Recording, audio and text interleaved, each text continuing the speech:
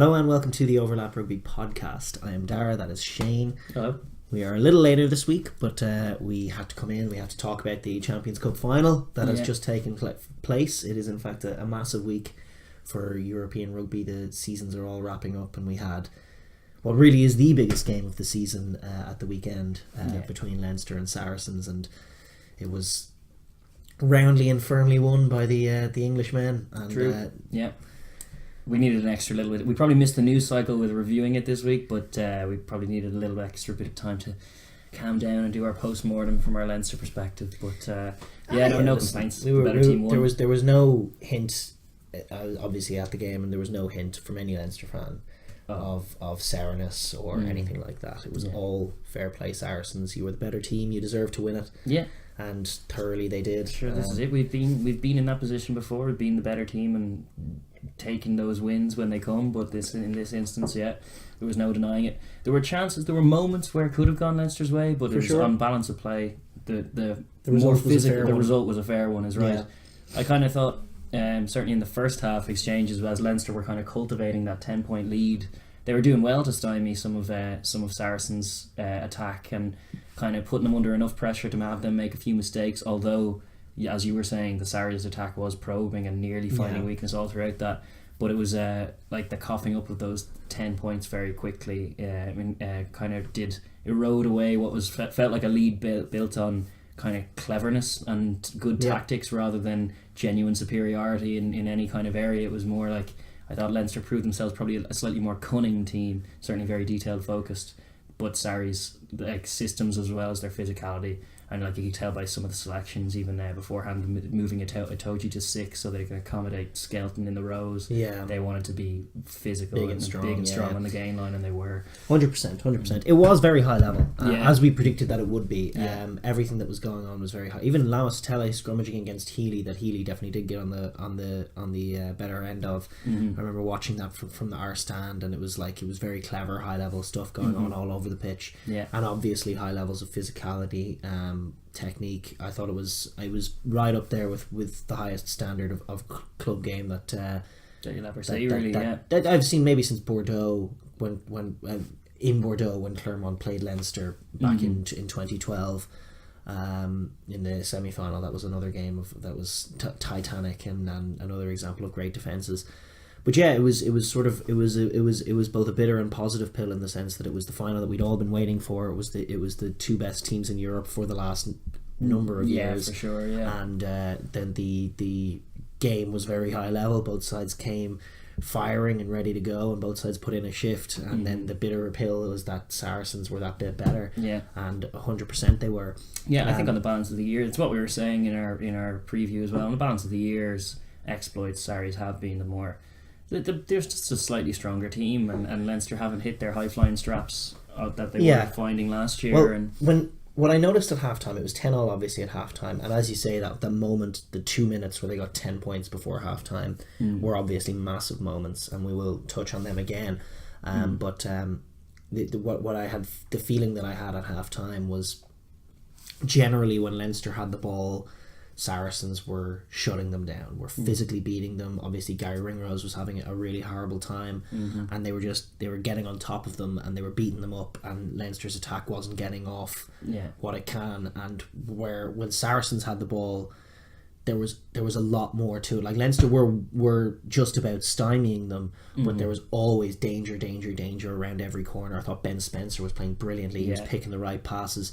They did a really good job of isolating Sexton, who stood up to the challenge, but they were just again, typical Saracens. They were just cleverly, a little bit of deception, and flooding that channel with 3 players, and the 2 guys either side of Sexton were taking the 2 runners coming into it, and the guy who Sexton was marking was receiving the pass and running down Sexton's channel, and he was making the tackles. I think he made 14 or 15 in the whole game, because they found him a lot with ball in hand. They were trying to have him be on his arse as often as they could make it happen. Exactly, and there was just all that clever stuff. They obviously had good coming into the line as well as Farrell, and they were just picking smooth, clever passes and getting the better, not quite getting the better, but as you say, probing, and ultimately that pressure in the second half told. But at half time, when it was 10-all, I had the very distinct feeling that no, this is this is not going to go our way. We're not as good as them. We're not as sharp. We're not as polished, and our attack can't do as much. Yeah, and that told. They got that.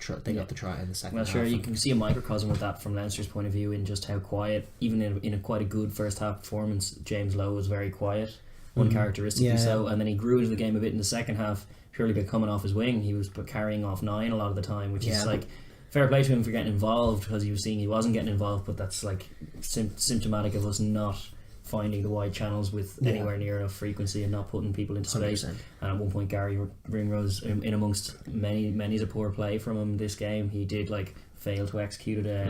I think it was a 3-on-1 nearly at that was point, incredible. In the moment at the start of the second half when he did a CJ and Stander impression and just charged at contact when he had a huge overlap off his outside, but he'd been rattled and rocked. One of the things that he likes to do off breaking ball is gather one and loop back around, back towards the ruck, and he can find soft shoulders and guys dissipating in there, but Saracens had done their homework on him, and as soon as he scrambled that breaking ball, he was chopped down, and usually by a Toji coming running forward, and those kinds of contacts that he's not used to getting rattled him and really made him look very average.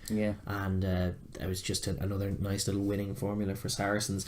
When you look at it from Leinster's perspective, which we will do now before we obviously take a look at the champs and congratulate them obviously on just how well they performed, but I think there's two ways you can look at it from Leinster's perspective. There's the way that, you know, we can talk about a lot of moments in the games. The first way really is the way that the coaches and the players will have to look at it, in terms of even for the rest of this season. It's what little things do we get wrong, what little mistakes do we make, how could the game have gone better. And I guess a perfect example of that is, you know, you execute that play from Ringrose at the start of the second half, you throw that pass, the try's there to be scored, go take and that score 7-pointer back, and then go in with second half, but they tried that and didn't. And then obviously the moment just before half time when Leinster had the pill and the decision, it was 10-3 to Leinster, and Leinster felt they could have used another score before half time, so they decided not to kick it out but to go for a box kick. And you know, a lot of stick is being given to Luke McGrath for that, which I would defend him on, in the sense that, like, first of all, it's a team decision, it wasn't his decision, and second of all, the box kick isn't nearly as big an error as the giving away of the penalty, which was Rob Carney's error on the other end, because he was late arriving and then didn't move. That's what gives Saracens the chance, and Saracens then, as championship sides do, and it was I feel like Leinster almost knew it, because they understood the importance of that moment and couldn't execute, and gave the opportunity to the other championship side to have a moment in that crucial moment, and they couldn't stop them. And that was crucial as well. That try before half time was massive. I mean, it looked like the pressure was going to tell. Leinster obviously doing really well to defend it out in the tight, but it is worth noting, just in a little, like, these are mistakes you don't need to make. Jordan Larmour shooting up on Farrell. Obviously Spencer threw that delicious skip pass past Good to Farrell, but the guy who was marking Farrell, who was trying to cover that space, is Robbie Henshaw.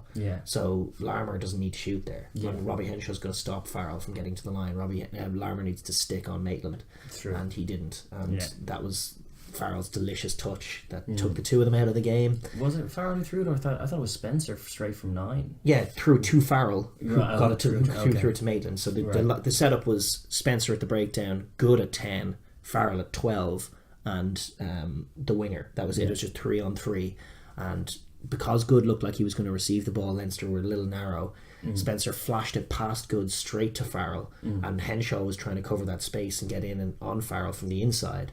And Larmour was the last man on the outside, and what Larmour decided to do was fly up at Farrell, and Farrell just catch pass, and Maitland had an easy run in. As easy tries he'll score. But it was a delightful score from Saracens' perspective, and it was built on that power game, because they had a line out around the 22 and they got inches from the line before that moment, with just power game and clever offloads in the tight and just not being stymied. Certainly that was another winning moment for them. As was Billy Vunipola's slam dunk of a try. Just again, it was a couldn't argue with the power kind of thing, just picking off the base. It was actually, that was a curious one, because they had initially got the shove on when we tried a 7-man scrum because obviously Fardy was off the pitch with the yellow card at that time, and so we had a 7-man shove, but they had Conan on one flanker position and got absolutely minced in that scrum, and then they decided to reset from the penalty, And then the next scrum we put Conan back in his 8 position and just left it vacant. Right. But then he wasn't there to make the tackle properly on Billy Vunipola. He ran in, or he made the hit tackle, but it was a soft contact. I feel like the game was already being lost. It was. But I definitely think there was another big moment would have been a big like fixable on the day moment would have been the Sean O'Brien missed tackle on Jackson Ray, which was telling. I mean, from our perspective, like that was when Saracens didn't take the foot off the neck from that point. They got that big Jackson Ray break, which was just a straight up missed tackle from Shawnee, and that was it. And that was all she wrote. They put the pressure on, and eventually I think it led to that Billy Vunipola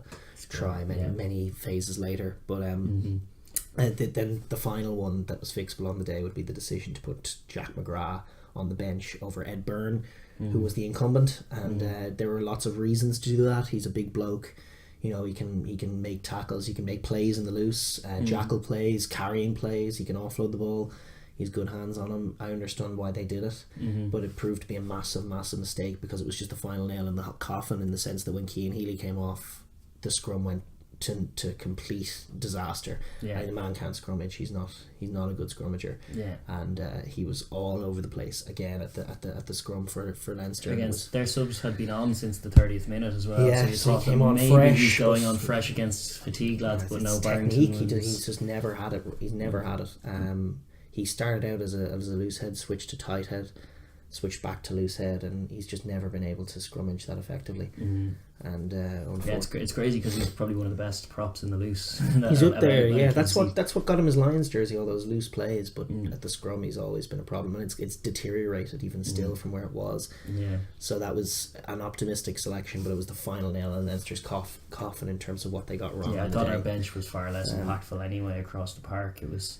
Things like Bend came on and there was no help either, and at scrum time it was already going backwards. Well, that's the thing, is that the second sort of macro point, you can examine all these little things in the day and say if this had gone right and not this, and this had gone right and not this, from Leinster's perspective, maybe we could have won the game. But you know, it's an interest. It's definitely worth noting, and it's definitely the way that the team need to be looking at it, is trying to achieve that perfection. But you know, Saracens had little moments that didn't go their way as well, that they could say, oh, if this had happened and that had happened. And in fact, towards the tail end of the game, I felt that they could have got more tries. They could have really, when they were 20 points to 10 up and we were lost, and they really could have put the squeeze on. But they didn't quite manage to pull off those plays. Leinster scrambled. He was pretty good. But the macro picture is like, why were Saracens, and why have Saracens been just that little bit better than where Leinster are at? And there's probably a few reasons for it. I mean, you look personnel wise, you look at the end of last season. I mean, Issa Nasiwa, Jordy Murphy and Joey Carberry leaving the province, and not one of them even sort of replaced. Yeah, it's probably fair to say. Certainly the Joey Carberry off the bench at Avenue that was coming last season was like, that's such a distributing option. But he also had Larmer. Issa would start. It would be the same starting team that played at the weekend, but Larmer and Carberry could come on. And that's a bit more of a game changer. Whereas from the jerseys 20 to, or was it 21 to 23, no back cover was used. Because you felt we couldn't, because they felt they're not at the same level at all. Can't trust Hugh O'Sullivan, can't take Sexton off, can't trust. That was a real problem, because Luke McGrath, a lot was being made, and Luke McGrath had a wonderful defensive final in a few ways. Stopped Jamie George on the line in an amazing tackle. Stripped Alex Good off a midfield scrum attacking first phase. Brilliant defensive plays, but he's too slow. There were a few instances where, like, at one point he picked it up, pump faked it, and then threw it, and it just meant man was getting man and ball. Couple of intercepts to Billy V in the second half that were also kind of killer moments as well. Certainly that second one where Luke seemed to look up and see him and throw it anyway was a bit baffling. That was baffling. That was very much a losing picture.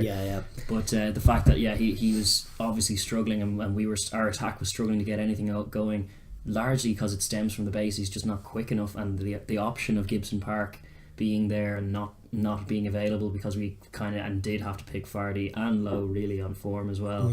Even though it ended up being that Lowe couldn't get played into the game appropriately because we were too slow off 9. This Yeah. is it's been a horrible quandary for Leinster Yes, for yeah, all years. Just like you're always sacrificing something for leaving any of those players out. 100%. Ideally, you'd have all 3 of them available for selection, so that if Luke McGrath's not going that well, you can shake it, and you definitely does shake things up to bring on. I think a guy Gibson like Park is Gibson a Park. starter. To be honest, Yeah. I think he's quicker than the best and scrummy. it means our attack function's a bit better. Yeah. And that was an issue all day. You highlighted it at the very beginning. I think a lot of it stemmed from the Luke McGrath thing, but also the fact that Gary Ringrose was having his worst game in a blue jersey that I can recall, which was obviously born of some pressure, but and they did a lot of homework on him to shut him down.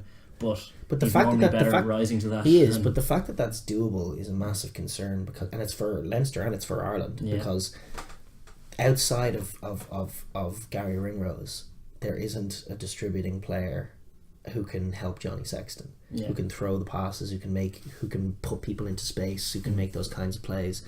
There isn't a second 10 on the team. Like the work Alex Good does for Saracens is tremendous. There were good comparisons between Johnny Sexton and Owen Farrell that I was reading, where it was interesting, just going like it's hard to compare them based on this, because like Sexton had a great game for that first half where he was quarterbacking and all this, but Farrell, like, because they were winning so many contacts, seemed to have more of an armchair ride, because he was like, alternating with Alex Good, and it was just a very different way of playing the game and freed him up exactly. And then in those big moments he had that soft, tough touch, but it wasn't about him exactly. And I don't think that the quarterbacking 10, certainly for this Leinster team, and if I'm honest, for Ireland as well, is the full answer and the full picture. And I think you can have all those attributes and use all those attributes that Sexton has, but also have another dynamic.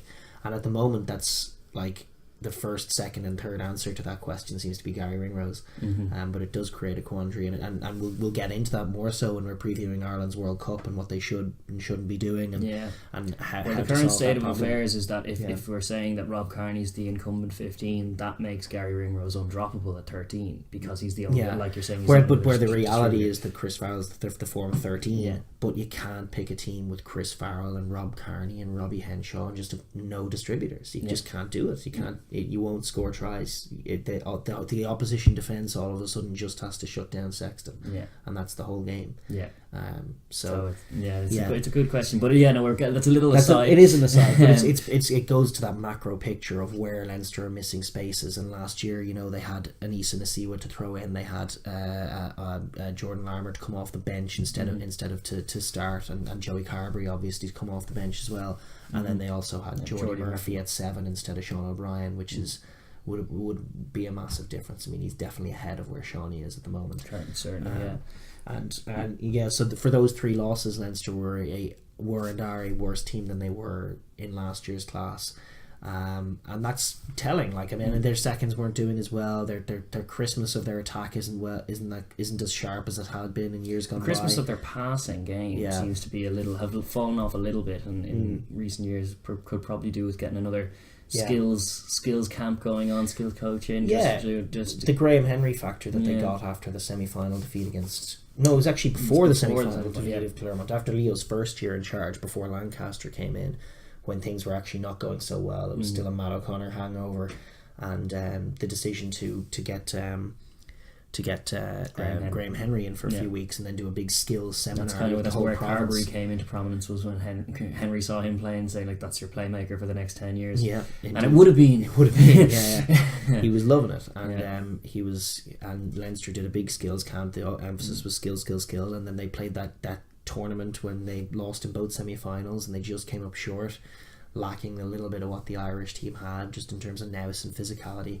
But now they've probably gone the other direction, where they got very used to beating teams with physicality. It was their get out of jail free card against Toulouse. They can hold the ball, they can break them down. They obviously put together some silky rugby in that semi-final as well, but was only all after based the bludgeoning effect. It was all based on the bludgeoning, and then you run into a team who you just can't bludgeon, and all of a sudden that skills that used to be able to get you around those teams just aren't there. So Leinster certainly need to worry. Certainly compared to the Christmas they played with against Sarries last year in the Aviva, it wasn't on show. Like that first try that Lowe scored, where it was wide passes, very accurate, bringing them both runners onto the ball so that Lowe can break the tackle. We didn't see any of that. Lowe didn't barely touch the ball in the first half. Instead, even though we were doing some cunning things, like I thought one of the first plays that happened was very telling of possibly some of the difference between the two sides in prep. Was Leinster took a line out and Dev like pump faked off the top, and every single Sarries player was caught offside, including in the midfield, just by that dummy. He was waiting for them to rush up, and then we got that penalty, and then also created a bit more time and space for ourselves at the line out in doing that, which is like little good cunning bits of homework that I thought were paying good dividends in that first half. But it was only when the lead was just evaporated away that it's like, oh, all of that homework that had worked, but now it's back to square one. Yeah. But you've played all your cards. Well, Saracens, their defence is super physical, it's super narrow, it's super quick. They're very fit because they just keep maintaining that line speed for the whole game. And obviously with Luke McGrath's slow passing, it's a bit of a killer. But Glasgow were defeated by them, but showed in the couple of games that they played in the where the Park space is against that there is space. You can get out, you can flash and go wide, and certainly Leinster need that in their repertoire. There are massive positives for Leinster though as well. They're still one of the top teams in Europe. I thought Cian Healy was again outstanding. He's a titan. He blows my mind every week. I watch him every week, and every week he blows my mind. His scrummaging was magnificent again, and got the better of that great Saracen scrum in spite of like an incredible weight discrepancy. Because they picked Skelton and Itoji were both there with Cruz. Itoji in the back row, and then Jackson Ray and Billy Vunipola. That's your back row. I mean, that's just an incredibly sized pack. And then not only did he get up the better of his man, but he started to shift the scrum. And I just a phenomenal scrummager. And that was definitely a massive positive. James Ryan's performance, good. James Ryan is as physical as any of those Sarries boys. Stopped them. I thought Robbie Henshaw was really great. So there are massive positives, and there. I thought Sexton played pretty well, all things considered. It's very hard being a 10 when the collision zone's being lost, and then by the second half that was the case. Well, the key now for Leinster going into just the back end of the season in the Pro 14 is that, having been, you can't imagine that they're tired. I know it's a 1 week rest off versus a 2 week one, but it feels more like they're battle hardened. Like watching Sexton at the end of that one, like he hasn't played too much rugby, but now he had like a really intense physical game, and now they can go. They didn't look injured. They looked ready. And I think that speaks well. And they'll have amends to make. This is like what we said pre-podcast or pre-final last week in the podcast was the loser of that final, I would make definite favourites to go and win their league, and I think I stand by that. I think Leinster now have become, whereas probably before the final I was saying Glasgow are probably slight favourites to win the league, I'm probably thinking now. Well, I think it'll be a banging game, but we have the two semis obviously first, which will tell. True. But finally on Leinster, just if they want to make it back to Europe next year, obviously they are going to be able to select all three of those three players. But my instinct says via academy recruitment or some other way they need to incorporate another distributing outside back into the team, and have that option to have two distributors on the field at once. Whether that becomes Frawley coming into the mix at fullback, he's done well from there before. It's a good year for Frawley actually. That's been one of the main positives come from Joey's exodus to Munster. Munster is the finding of Kieran Frawley, who's got a lot of good minutes under his belt. Some have gone well, some have gone badly. So next year he'll be bigger, stronger. Excited for a few other prospects, the like Scott Penny. Will be a year older. He's an out 7 who he could have used, but he's a bit too small. He's under 20s. With the injury of the two out 7s, Leinster did lose that play. That's true. And I thought we did lack for that, because it was just in terms of being able to stop what is an onslaught of Sarries pressure when they get motoring, like having a 7 there to turn a ball over at a crucial time is vital, and we normally have that. Although Healy did get one big jackal. He did have one. Healy's he was just playing really well. He was up for it. Big game. From the Saracens' perspective, I mean, this is going to be a game that is very encouraging for them. Oh yeah. This is their first victory over Leinster in their history, which is crazy to think. But there you go. So is that right? I thought it was like 4-1 coming into this week. I could have sworn, but I'm not sure. I'm not sure. Oh, it was 3-0. But they would certainly be very pleased, having lost last year, to come into this and you know, a second stamp on a second feather in the cap of the English against the Irish this year. True. In a massive way, just winning that contact zone.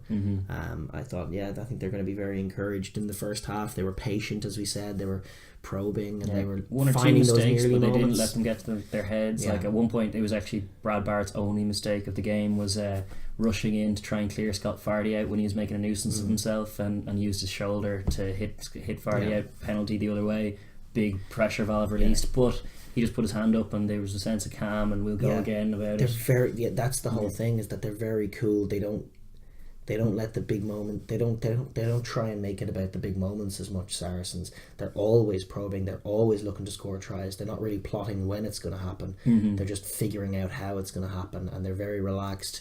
They don't sweat if a moment goes against them. They go again. But they're a learning, composed machine with an attack that is silky smooth and constantly working as well as being huge. And very, very physical, and they know that they're going to eventually break you down, and they're very cool, they're very collected. They're led by Farrell and obviously Mark McCall, and they're just very, very well drilled, and they were composed, and then in the second half ruthless in their dismantling of what had been the best team in Europe and one of the most intimidating teams in Europe.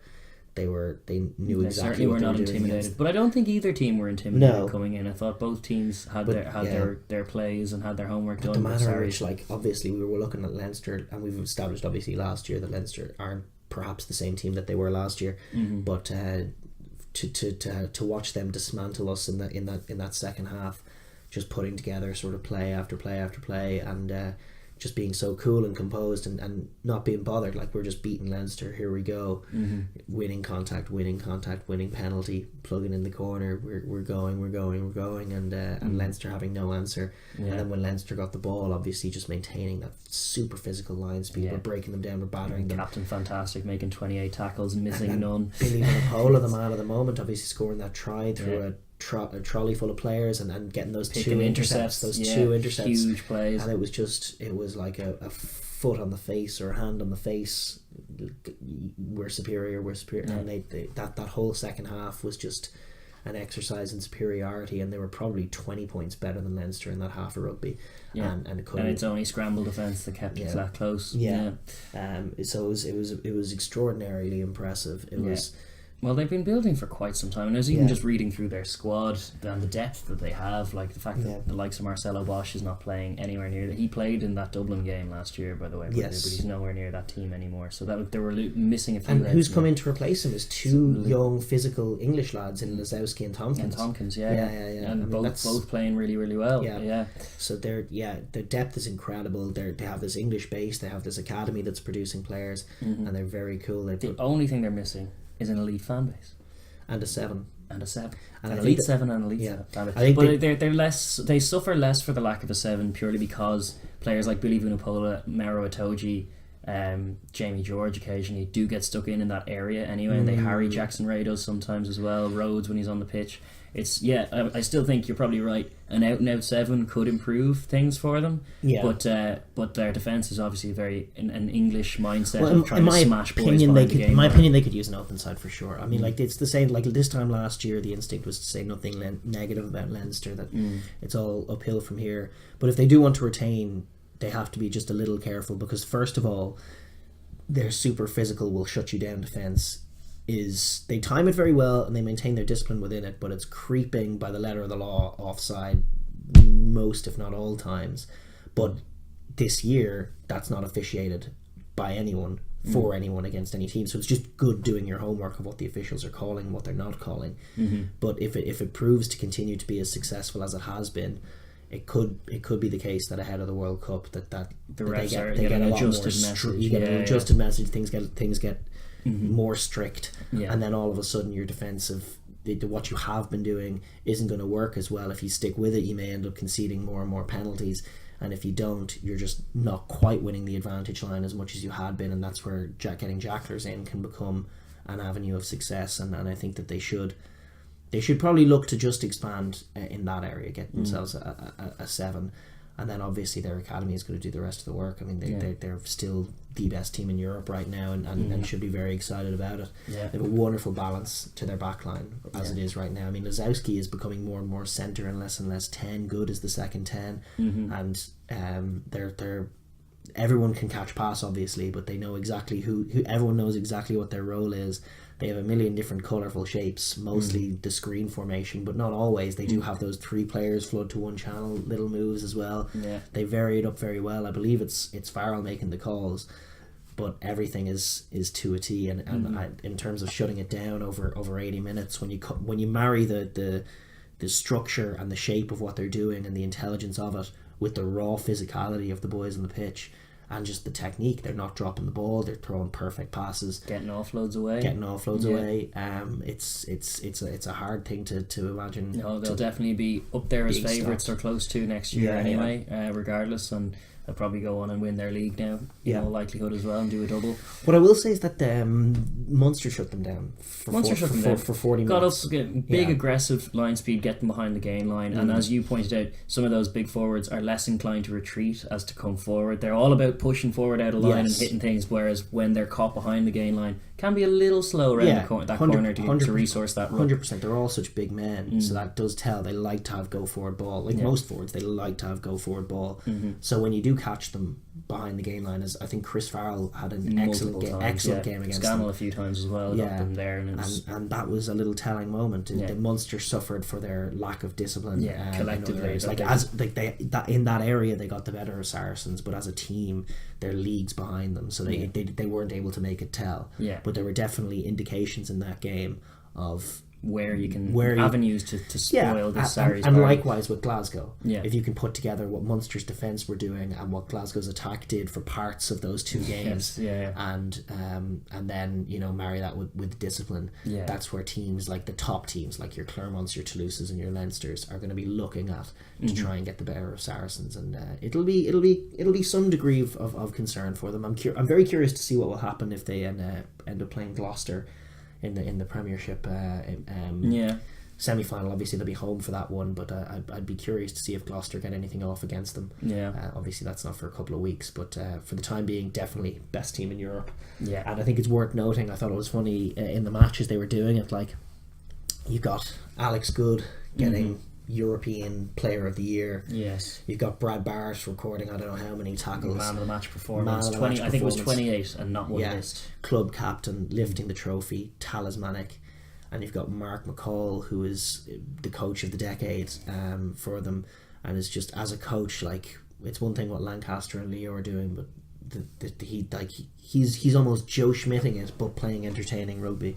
And you just wonder, are these guys for my money seem to be giants of the European game, and they're being ignored in the test arena. And one thinks that post World Cup, that's going to change for Mark McCall at some point in the next 4 year cycle. Someone is going to snag him up. Should have been Ireland. Should have been Ireland. 100% should have been Ireland. He's infinitely more valuable than Andy Farrell, and he also has loads of contacts of big English defensive coaches if you need one. So Mark McCall, you'd have to think enters the test arena. Alex Good, you'd have to think gets into that squad. And the question mark is Brad Barrett, and I met an English guy at the game and I was asking him about that, and he was obviously a Saracens fan, and I was just saying, like, why, like, it almost didn't occur to him when I said it, like, why is Brad Barrett not in the test squad? And he was like, oh yeah, I don't know, we have our centres in this, but Ben Teo's in the squad. And he goes, yeah. Like, what's that about? So I'm thinking, for this World Cup, if he can keep his body together, my instinct says that they're not going to bring him. No, they haven't been using him. But it is a fun fact. It's like who were the centres the last time that they beat the All Blacks, and the answer is Brad Barrett and Manu. They're going to stick with Slade, but even as a squad man, I would rate him in the dressing room. And it was good at 15 that day. And good at 15. Well, good, I think, after that European Player of the Year performance, it would be extraordinary not to see him included in the squad. It would be very, very extraordinary. Is Mike Brown going to the World Cup? Mike Brown has already fallen out with Eddie Jones. I think he's done. But at the moment, the incumbent is Elliot Daly, who is a worse footballer by some margin than Alex Good is. So, I would 100% back that. I'd like to see Barrett's defence is what I think just the glue that holds all of that together in the context of Sarries, allowing the likes of Good and Farrell to look so comfortable and have so much time on the ball. A lot of that is coming from just the work that guy does, the big physical work that he does. Same for Lazowski. Like, Lazowski's loving his change into 13 because he's outside a classy operator like Barrett all the time. Certainly there would be more, Leinster would be a lot more confident attacking a Sarries defence that was maybe Barrett, Lazowski, Tompkins. They might think there's a little Farrell, Lazowski, Tompkins. Did I say Barrett? Excuse me, sorry. Bowden Barrett. No, Farrell, Lazowski, and Tompkins, they would feel maybe there's a softness there that we can get at. Or certainly Ringrose wouldn't be as rattled as he was, perhaps. Probably not. So, but it on the day that it was, I can't argue with any of the results. I thought both teams and the season, the day and the season. Yeah, and I thought it was a final that was played to a higher standard of any of the other games in the tournament calendar altogether as well. Agreed. You were looking at the final, going like, oh yeah, this is why these two teams are here. This is really high quality stuff. And then it was also obvious in that high quality context who was just the better of them, and then that team ended up winning. So fair. It fits narrative wise for the season, and Leinster will be there. They'll still be there. They're going nowhere. They have, as their slogan says, from the ground up, and their grassroots and clubs and kind of academy system is such that they will plug those holes. So. The other final was played out between Clermont and La Rochelle. Yeah. Delightful that my 10,000 fan prediction was did not absolute come true nonsense, as I suspected it would be. They could get more than that. It was around 28,000. Well, that's exactly. Like Leinster had the luxury of playing that game when we hosted it in Dublin in the RDS, which made a lot of sense for everybody, and it was a full house, obviously, because Leinster were in it, as it turned out. Indeed, yeah. But 28,000, and I just have to say, having been there, I just can't appreciate enough the degree to which the Newcastle fans and people just bought into having it there. Obviously this is a football town. It's in northern England, where rugby league is almost a bigger deal, and then obviously the Newcastle Falcons have just been relegated. They have every reason not to give a shit about the Union European Cup coming to town.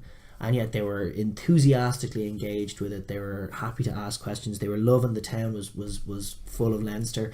I was joking. People around here were saying the city was dead at the weekend because so many of them just went across. And I was asked the next day after the match, "Is like, were you one of the Leinster fans who was in the ground, or were you one of the thousands who was out in the fan zone watching the big screen who couldn't get tickets?" Excellent.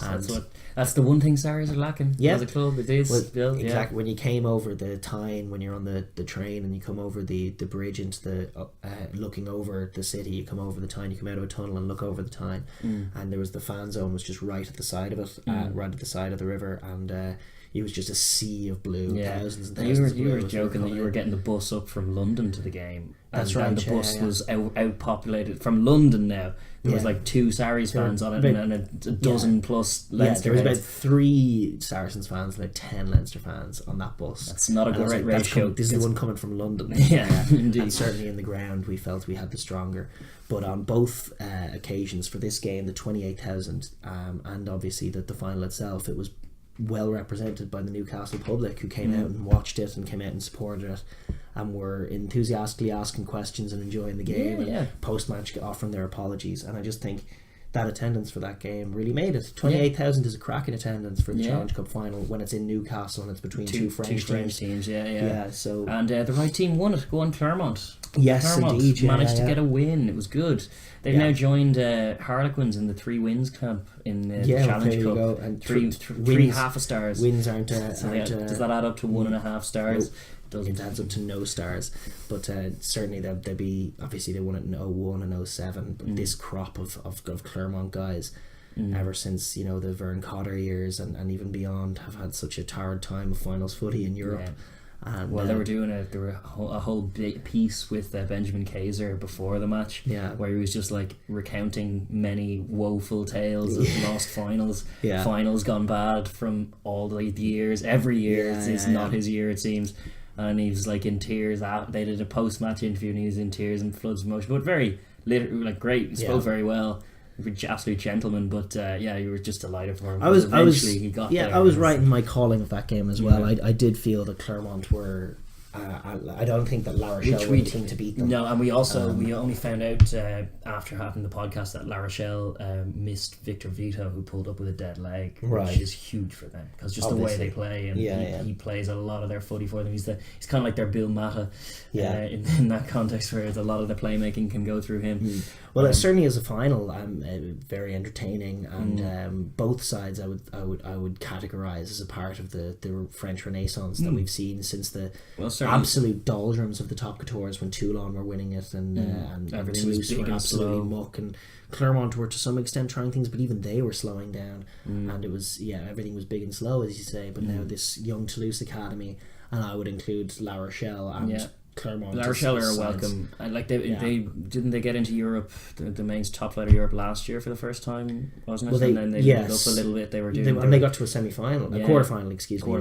They lit it up in the group stages though. They were scoring some flashy tries. I'm rooting for them in the top tours to stick with it and make it into Europe. But obviously Clermont are going to be back, and they're really going to go straight into one of the top 4 favourites for the comp. Whether they're ranked that way or not remains to be seen, but they probably will be, won't they? I think they're sitting in second. They're sitting in second, it's based on domestic form, so I think they will be. They'll either be top or second tier, and if they're second tier, say your prayers top tier. Don't be the ones to get it. Hopefully Sarries get them. That stymied them the last time. They can, and Leinster the last time we had them in a group, they can stymie any big sides. They tend to be the best team in Europe around Christmas time. Yeah. They usually are. And they look like they have that. I mean, Damien Penaud is a genuine superstar. He's in the conversation in World 15s in his position. Yeah. He keeps scoring tries. Yeah, keeps scoring tries. He's a big man, very intelligent footballer. Glides along, can play. He reminds me so much of Tommy Bowe because he can slot into 13 and play very, very well there. But he's an out danger man on the wing. But he can play at centre because his catch pass is pretty good as well, and his vision's pretty good. So he's an excellent footballer. Camille Lopez is a great 10. Fofana. I mean, they've got a lot of great players, a lot of talent. Also, shout out to Va Mahina, who had his best game. Yeah, there you go. Best game that I've ever seen him have. And you owe him a shout out. I do, because I think he's muck most of the time. He's like super lazy and really does stupid, silly things a lot of the time, but. Yeah, no, he was carrying. He was getting his hands on the ball and working. It wasn't like his Six Nations when he was setting records for the least amount of work done in 80-minute shifts, where you get through an 80-minute shift with like one tackle. You're going, how? You're so big. Yeah. But he had a great game. And to be fair, they were just better than them. They were a little bit better than them for this game. The whole game that went that way. La Rochelle were chasing. The whole tournament, Clermont have been the best team in it. But that's no excuse. Like the only thing for it is to go and win the thing with because they've been the best team in it before and not won it, and that's happened. I don't disagree. So it's like, and it happened more and more in the years gone by when they used to have the relegation type thing where such and such group from the groups, the lower ranking ones from the groups in the main comp would slot back in, and it would tend to be that like Clermont have been in that capacity. That was the capacity in which Leinster were in it in 2013, obviously. That's right. So that's now gone. So there's a little less of that kind of complete like gulf in class that was happening in those games. I was glad to see the back of that, to be honest with you. It was kind of goofy. It was around the tournament, because the tournament itself can be an avenue for qualification for Europe. Like normally the team that wins it ends up qualifying anyway because they're obviously playing pretty well, but should it not be the case, I think it's a good thing anyway. Yeah, I agree. So Cardiff, it happened with Cardiff, didn't it? Did they get in based on that, or were they already in? They may have been already in, but maybe they did. Maybe. But it certainly secured it. I don't know. But, didn't help their ranking though. They were in with Glasgow and Sarries. Yeah, that's right. yeah. No, I think you come in, if you qualify that way, you come in bottom of the rung. Yeah. Which is kind of fair enough. Yeah, no, it's a lesser comp, but Clermont are too good for it. Yeah. And it'll be great to have them back in Europe. But it's great in the interim to see them lifting a trophy. Yes. And there was a little bit of it's a surreal experience as a Leinster fan, where we were on the same place as a Clermont won and Leinster lost. Clermont won and Leinster lost, and yet again both fans were jumping and saying with one another, one commiserating the other, but both following and cheering for each other, and that friendship was renewed again, rekindled at the weekend. Ongoing. Yeah, indeed. That's great. So those were the 2 European finals, and a great weekend, a great cap-off weekend for European rugby, and can't thank and admire Newcastle enough. And you would have no fears about having it back there.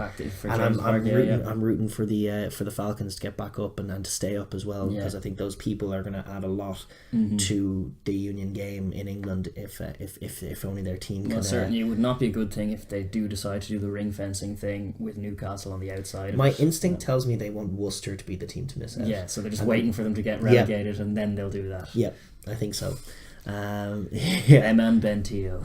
Yeah. No, Bentio. I think London Irish could go straight back down. They could. Yeah. It could be calamitous for them. Yeah. With all their big money spending. All their big money spending in the wrong places.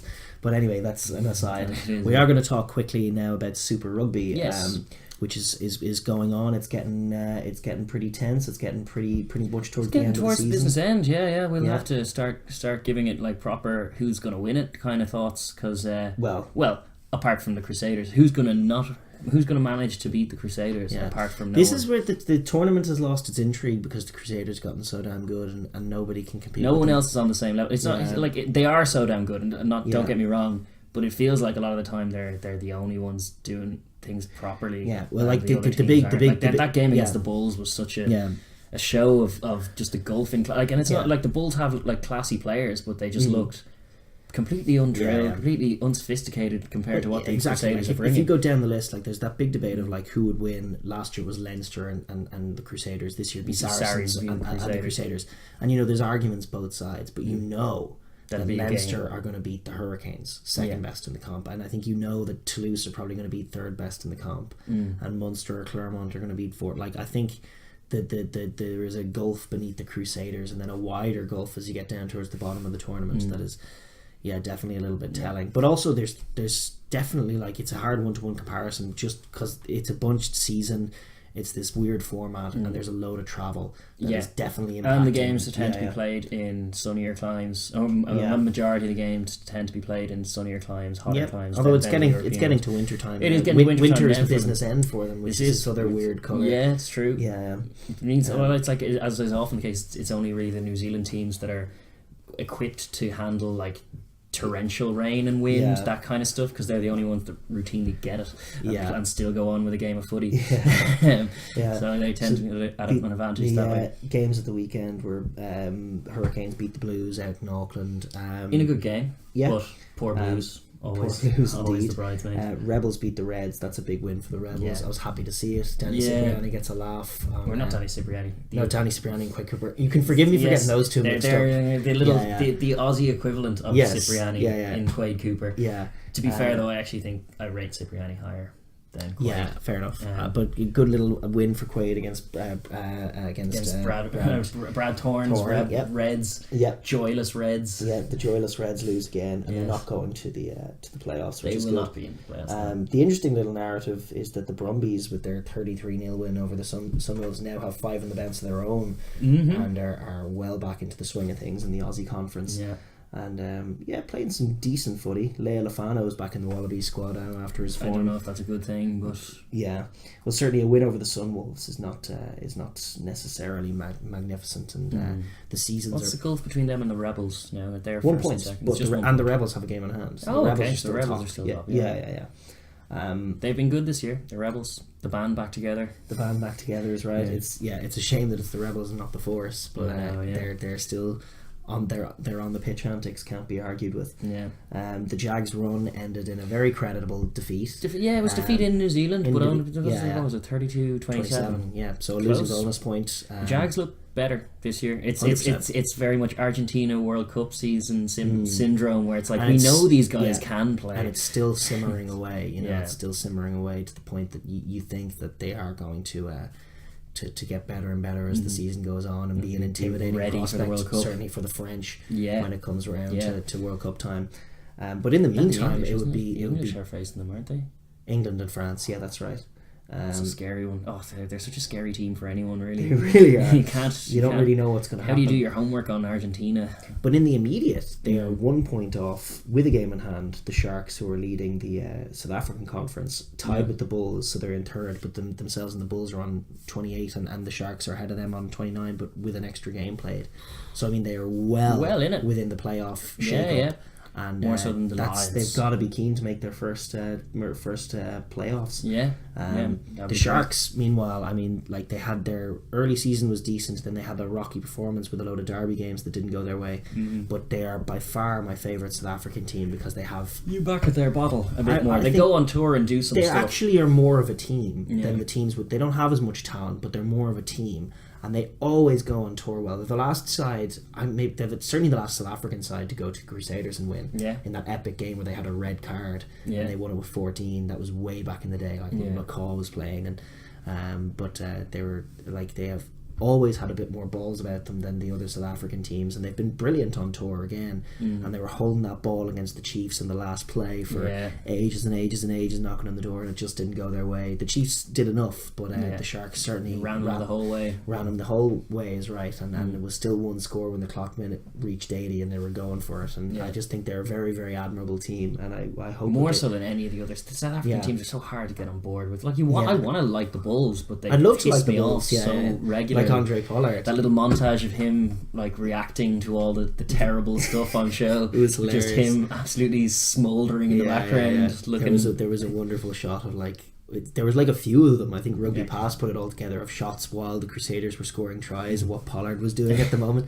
But there was one great try of just in the very foreground, like a Bulls defender floundering on the floor, Crusaders lad running in, and then just in the very background, Pollard just with a glare on his head, hands on hips, and just staring it down. I'd like to say things like Sexton's probably a bit of a bollocks and stuff, but I'd say Pollard as a 10. I'm sure he is. Doesn't have any, because he's so physical as well. Like more to complain about. Yeah, he carries and tackles as well all the time. Like he plays a lot like a 12, so missed tackles and softness. He hates it. Hates everything about it. And for sure.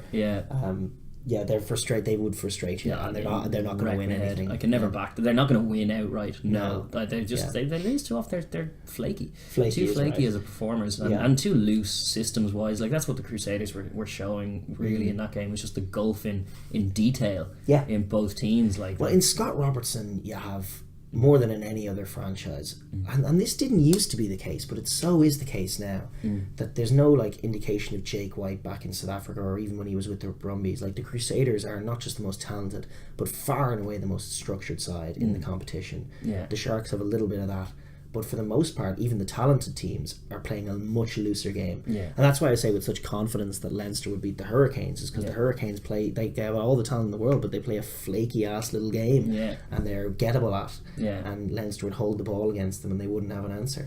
Arnie Sevilla would have no plays in them. But that's the point, is that what the Crusaders are the reason that the gulf is so great is because they're focused and they're structured and they're much more professional than the other outfits in the competition.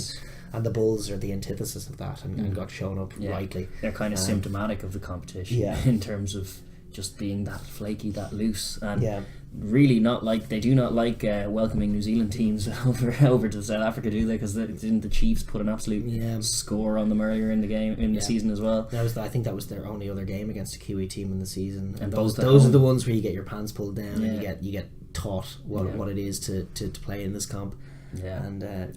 Another side that managed to avoid those occasions are the Lions, and we're at home again, as they are every week. They play at home, and they got the win against the Waratahs 1 with point. a sketchy penalty on 67 minutes, and then there was no score thereafter. So fair enough. The Taz didn't have the bottle to get it done, and the Lions got a win, and they're sort of back in the playoff mix, but hopefully they'll be seen off by someone.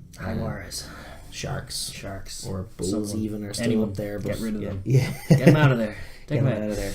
But that was the situation. And then obviously this week there's a few teams on bye. Hurricanes v Jags is a great game. Jags are still on tour. Jags still in New Zealand.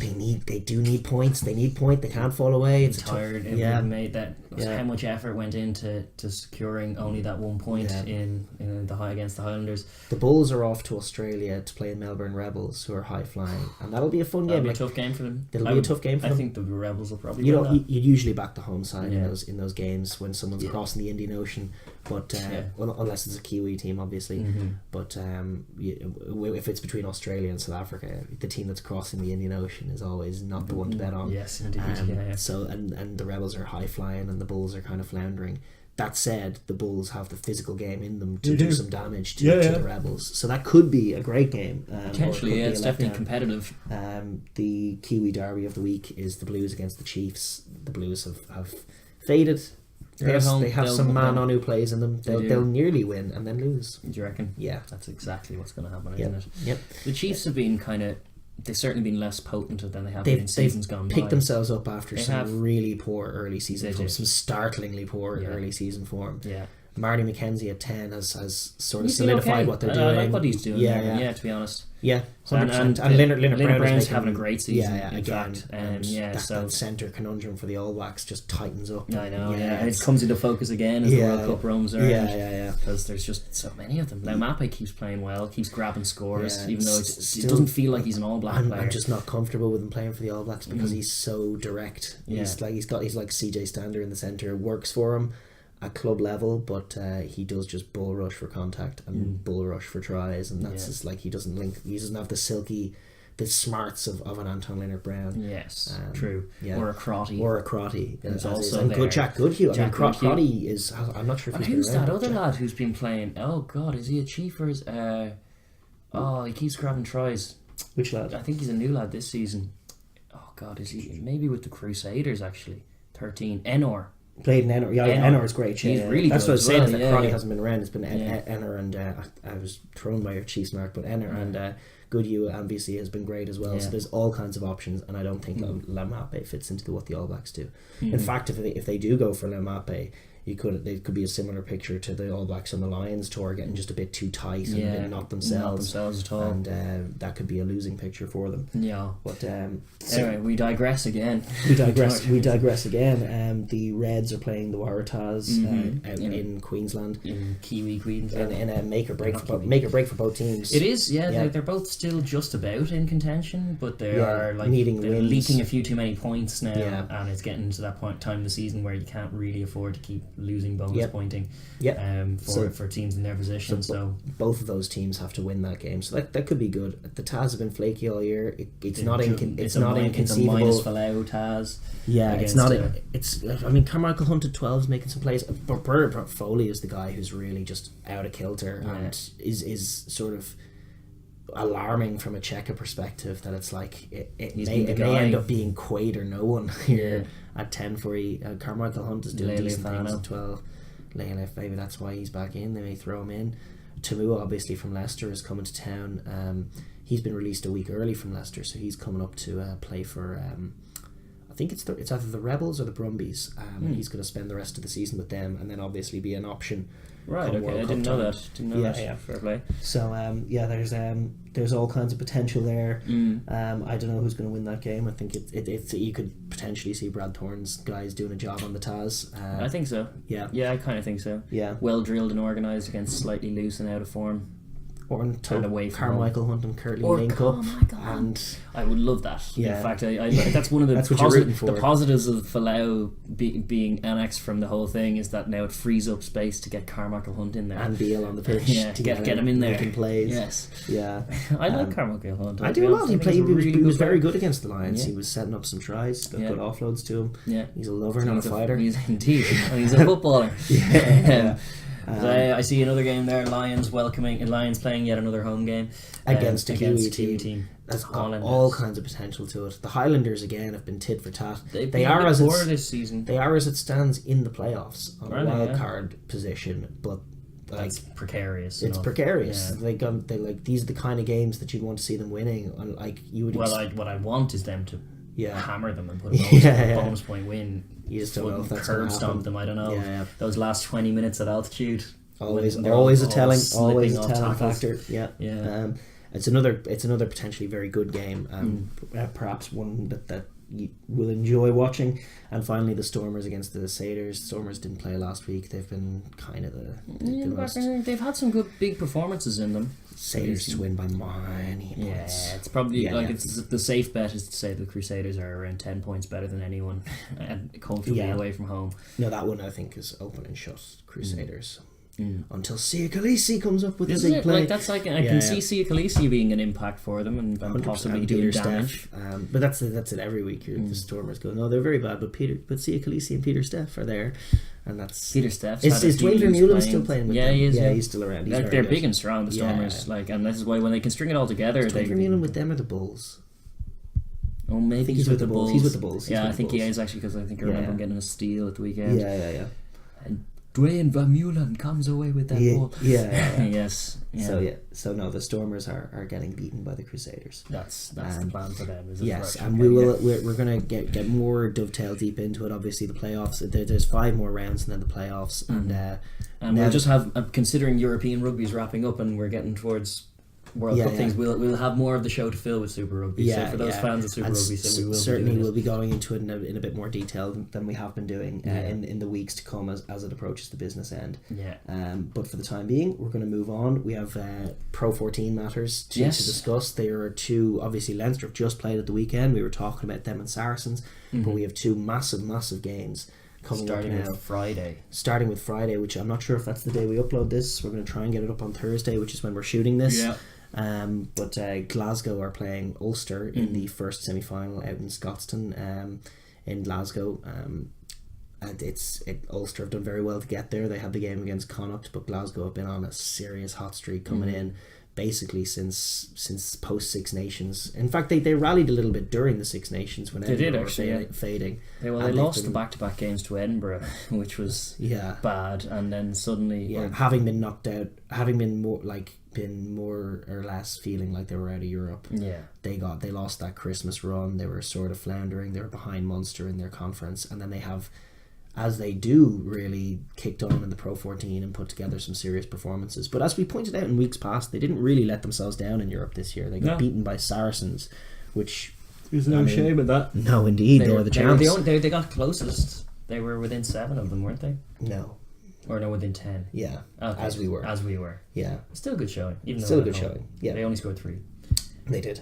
Dear oh dear, for an attacking side. Yeah. That was Saracens in their defence that they built it on. Yeah. Things like Sam Johnson has been a revelation. Sam Johnson's been great. His form's been sparkling. Yeah. And he offers them great balance. He offers like a how would you even put it? But he's like a tinfoil to Hastings' sort of wild play. Yeah, a little bit. Well, also like they have Hugh Jones coming in from the bench this week. He's only just back. He's just back. Yeah. But you get the feeling that him and Johnson could be lovely together because Johnson has no problems tackling. And wasn't it against Sarries that he was putting in a shift of shifts where he just kept chopping them down those few centres and he just like kept shooting up and doing. It was against England. It was against England that he was doing that, and you were thinking it's going to give at some point because his whole first half was spent like chopping around Tuolagi's thigh. And then not only did it not give, he comes up with that winning try. What would have been the winning try when Finn put him in with the no look pass and he stepped the 2 boys and ran in like he's got a serious step on him. When he finds himself on the wing, he finds like he bags meat. So he's a key man for Glasgow. Ali Price and Adam Hastings, who at Christmas time were what you were saying is like this is why Glasgow can't do anything. And then post Christmas have been in sparkling form. The pair of them working really well together. Ali Price has sped up like no man's business. He's throwing good passes. He's making good plays. Adam Hastings as well is looking a very cute, nice young 10. And linking up very nicely. He has that long skip pass in him that he can throw, find Hogg, and link up with what is really their danger, which is the now fully fit back to form DTH Van der Merwe, Tommy Seymour and Stuart Hogg, which is a test level back three. It is test level back three. They're all test players. And really good ones at that as well. So there's danger all over. As is always the case, the question mark is a little bit of the softness in the pack. But against Ulster, I think that's kind of a wash because Ulster similarly have a little bit of softness but are much improved in that area this year. It's really only the front three. Well, there's definitely a big battle going on there in the back row. I mean, Callum Gibbons has been great now in the run in. Has Geordie Murphy and Marcel Coetzee. Marcel Coetzee is, I would say, on balance the best back rower of the six. But Glasgow have been pretty good at now for a while at maintaining their quick ruck ball, at getting their offloading game away, at not making mistakes and not looking slight in that area. The scrum. My instinct would be that Glasgow are going to be on top. Well, Glasgow have better props. Better props than Ulster do. So exactly, they've left Kebbell on the bench, who's been inspiring for him. He's a guy who's going to come on and be a serious impact. He's so mobile, and you would expect Glasgow to have the edge on the scrum. Glasgow have a deceptively Kane, is it? and you would have a deceptively good maul from Glasgow. They've had Yeah, a their very good organisation's maul good in all that area. year. Yeah. You think of them as a backs team, but their maul is a serious weapon, and that's an area that Ulster are going to have to be massively concerned with if they have they to defend it accurately. yeah, without use shipping your Ian points. Henderson to get through that maul and get on the ball carrier, because Or Treadwell. To be honest, Treadwell's done some good maul spoiling in the last half Yeah. of the year. He's been. it's a massive area. Yeah. He's got to get that right. Yeah. It's a good area of contention for them, and then it'll be about who finds more tries. It's obviously over in Scotland, so the surface is perfect for running rugby. Ulster have done their fuck it button and thrown Stockdale at fullback. Worked the last time they tried it. Did, and it was in Scotland the last time they tried it against Edinburgh, where they absolutely curb stomped them and put an end to all of their aspirations. That's right. They were brilliant that day, and they can attack. We know they have it in them to attack with sort of industry and endeavour and creativity. Certainly I think width Luke and Marshall speed coming back into the squad has has been improved great them a lot because he can link up with those back three He's players. he's a little better than Cave in all areas. There are tries to be got against Glasgow. They're to be got from deep. What really you want to see from Ulster is, because Glasgow they have pretty good backs to the wall defence, and Ulster are actually not that clinical when they get into the 22, into the the tens and the things. So they need to be focusing on scoring from range, getting their offload game going, getting their support lines going, and getting Stockdale on the ball. Getting Stockdale on the ball is obviously crucial. With loads of space to run into. It's a very fun fullback battle. Yeah. Oh, it is. As counter-attacking or just attacking as they get on, really. But who'll get the better of that? Who knows? Well, that's what Ulster's plan is: early tries, getting their set-piece strike plays going. They have attacked very assuredly with ever since Dan McFarland has been there, and you would hope that Billy Burns has a better game than he had, but even without him, they do have the capacity to get wide and link up, and they also have a bit more heft in the pack to stand up to those battles, to get some go forward. Ian Henderson and Marcel Coetzee on the ball is good, and Glasgow Jordy Murphy on the ball is good as well. He's been carrying really well. 100%, they're absolutely game ball, and people like Rory Best have been in sparkling form as well in the loose. Some of his turnover play and spoiling play has returned, and he's actually linking up and carrying a few times. They'll have to be on for all the game though, because what we have seen, and we saw even against Connacht, and you see like in the Leinster game they were pretty much on for all of that game, but in the game against Connacht and in a couple of games since, you've seen them be on for moments and off for moments, and that old school South African thing of just taking some plays off. Glasgow, for my money, have been looking hungry for a trophy. It's been a while since they won this comp. I think they won it before Connacht did, and that was the last time. Right. Okay. In fact, it was probably the year before Matt O'Connor. So it's 2013, I think. Right. Or did we win we won the Pro 14? I can't remember when they won it. 2013 was us. 2013 was us. Yeah. But then 2014 was also us. And then 2015 was Connacht. 2016 did Glasgow win it? Might have been. Maybe. But they haven't. It feels like they haven't won it in a while. They had obviously Leone Nakarawa and Madawalu back. Madawalu was back, having been all over the world. He's back obviously as a winger. I don't know. But I don't know. I think he's on the bench covering, and he's not even on the bench. In fact, we have the teams. He's not been named on the bench. He had been back, but he's not going to be around for this game. Been playing that well. Nothing particularly amazing from him. But so that old school team that won, I think, was the last team to win it for them. Yeah, and we were saying they still haven't replaced Leone Nakarawa, but you can't really replace Leone Nakarawa. No, Johnny Gray has done good work for them this year. Yeah. But he's no Leone Nakarawa. But Callum Gibbons and the boys, they to my money, they look hungry. Like they're reminding me of Scarlets 2 years ago, when Scarlets were under the radar and then just something clicked for them. Scarlets won it that year. No, that's 2017. Is that 2017? Yeah, 2017. And then 2016 is Connacht, 2015 is Glasgow. Now it all makes sense. There you go. Yeah. Now it all makes sense. So Glasgow haven't won it since 2015. 4 years now without a trophy, and they still have a very good team. And this is their last year of Hog. That's true. So they have been on the run in, looking desperate for some silverware. And on every turn they have been extraordinarily accurate in attack and defence. They've been physical, they've been sharp, their offloading game has been dynamic. We know that they can compete with in the quarterfinal. They didn't really compete with Saracens, but they can get some plays off against Saracens. They are one of Europe's top teams. It's a hell of a task for Ulster to go over there and derail them. And my instinct says that that's not going to happen, that Glasgow are going to just edge it. It'll be a good game. I think it'll be a good game. I think Ulster will fire some bolts, but I don't even think they'll just edge it. I think they're going to get it done sharply with some tries. And just towards the back end of that Connacht game, Ulster were looking a little tired for my liking. Now, they have had a week off. They do have Stockdale at fullback. They do have the potential to make some plays, and Stockdale is still as elite as they come. But Hogg against them, and I know, DTH is another man who doesn't I haven't seen him really this season. Yeah, he's just back from injury now this week. It'll be interesting to see how he goes. If he's anything like the DTH that we've come to know and love, that's a danger man. It's a dangerous back three. It's a fully formed back line, really. It's that back line for Glasgow, and they can find tries from anywhere, strike against any team, including Ulster, because Ulster's defence isn't the most suffering and suffocating that there is in the league. So I'd say I'd be inclined to back the home team for that one. I think they'll get it done with something to spare. But it's not inconceivable that Ulster... No, I can see avenues for success for Ulster for sure. And the other one, I think my instinct is the same. I'd back the home team. It's Leinster v Munster in the RDS, not in the Aviva Stadium. As it was last year. Which is good, I suppose. It gives adds a sense of grandeur to the final when you get there. But I feel like both teams are very desperate to win this. This is where all that talk of like the diminishing rivalry between these two clubs is now out the window in fixtures like this when it's finals footy and they're together. Both sides really could do with a win here. Trophyless seasons for both teams are considered.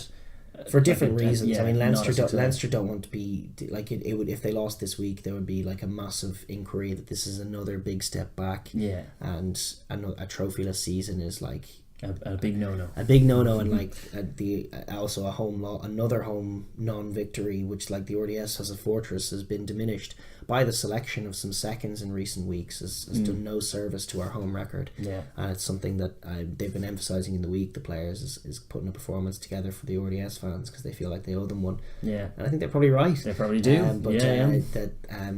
They've saved their biggest performances for the Aviva this year. So I think they'd be keen to do that. But obviously, if Munster come to town and win that game, that'll be the ignominy of it would be massive. But from Munster's perspective, I mean, they've obviously had this terrible news with Felix Jones, but they're just Flannery. It's just another year of defeats. In semi-finals would kill them. I mean, it's just they've taken no steps forward. They're just not quite good enough to make a final. When was the last time Munster were in a final? Forever ago. They may have won it the last time they were in a final. No, they lost to Scarlets back in 2017. Yes, that's right.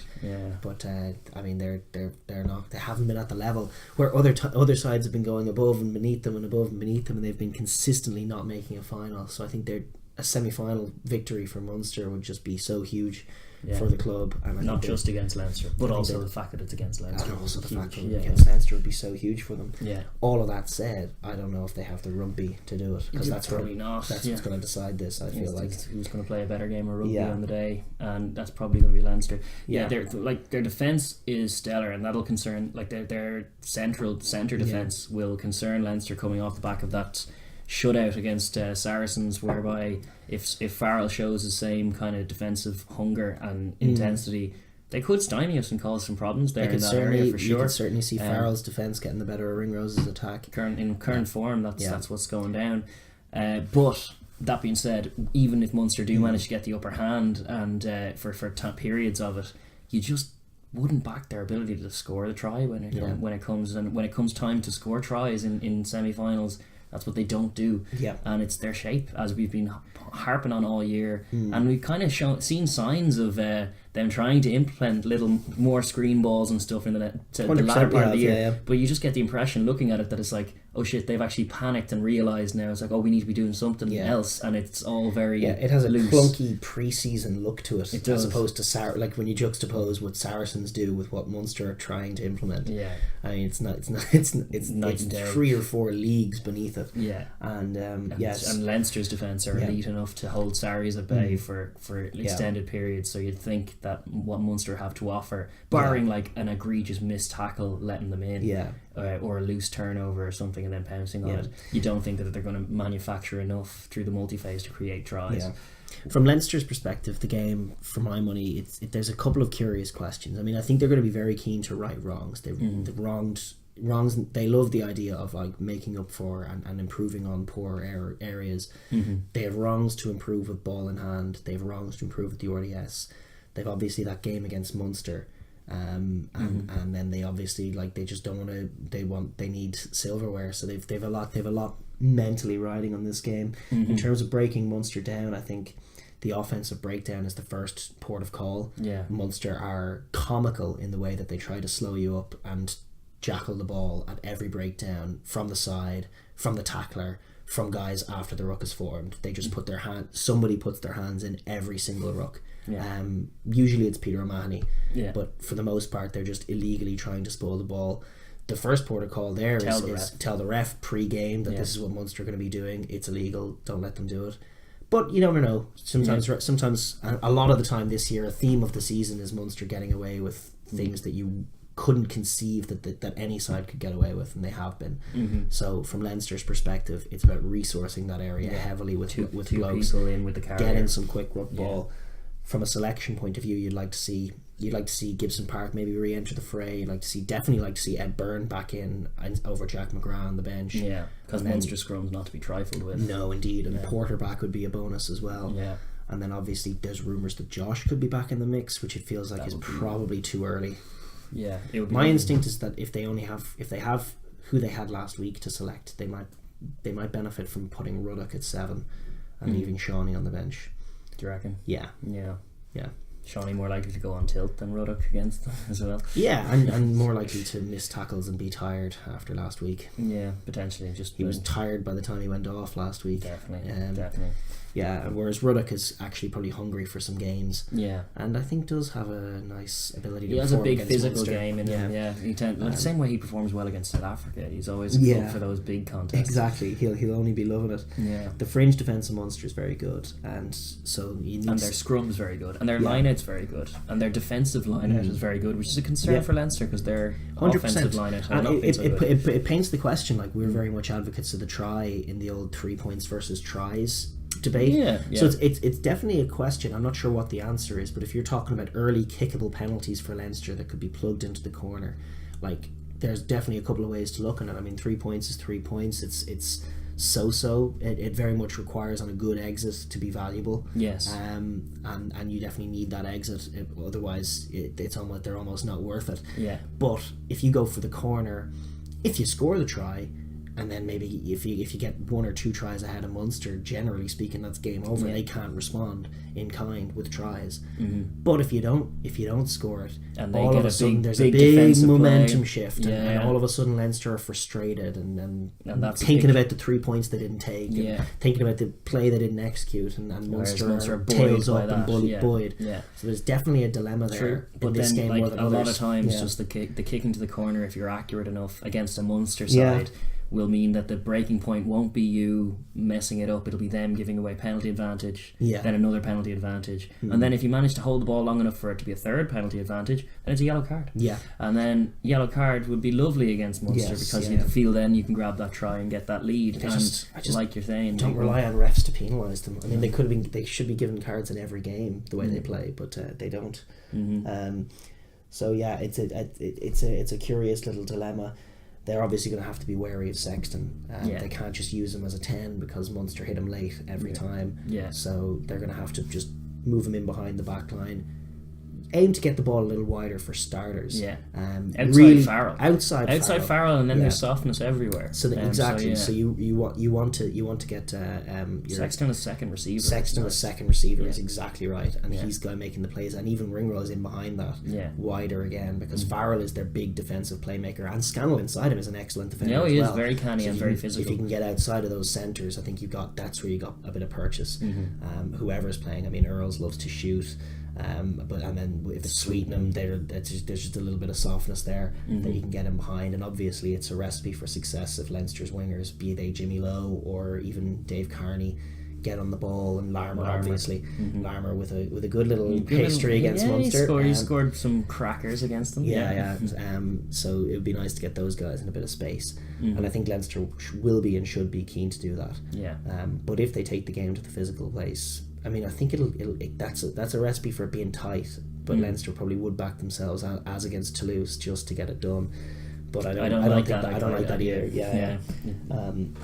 No, what I'm looking for is I definitely want to see it's a big week for Gary Ringrose. Yeah. He needs to thoroughly improve on his showing last week. Yeah. And I kind of back him to do that, to be honest, to show something in response kind of ways, just because I feel he's that kind of player. It'll be eating him up just how much he underperformed by his own standards. He's smart enough to understand how much he underperformed as well. And how much it affected everything we were doing. Yeah. So, certainly, yeah. And I think that Henshaw looks in flying form. Henshaw looks in flying form. Very physical. I think he'll be getting stuck into Scannell, testing that channel early. And trying to shut down what Scannell does. Trying to sit down this.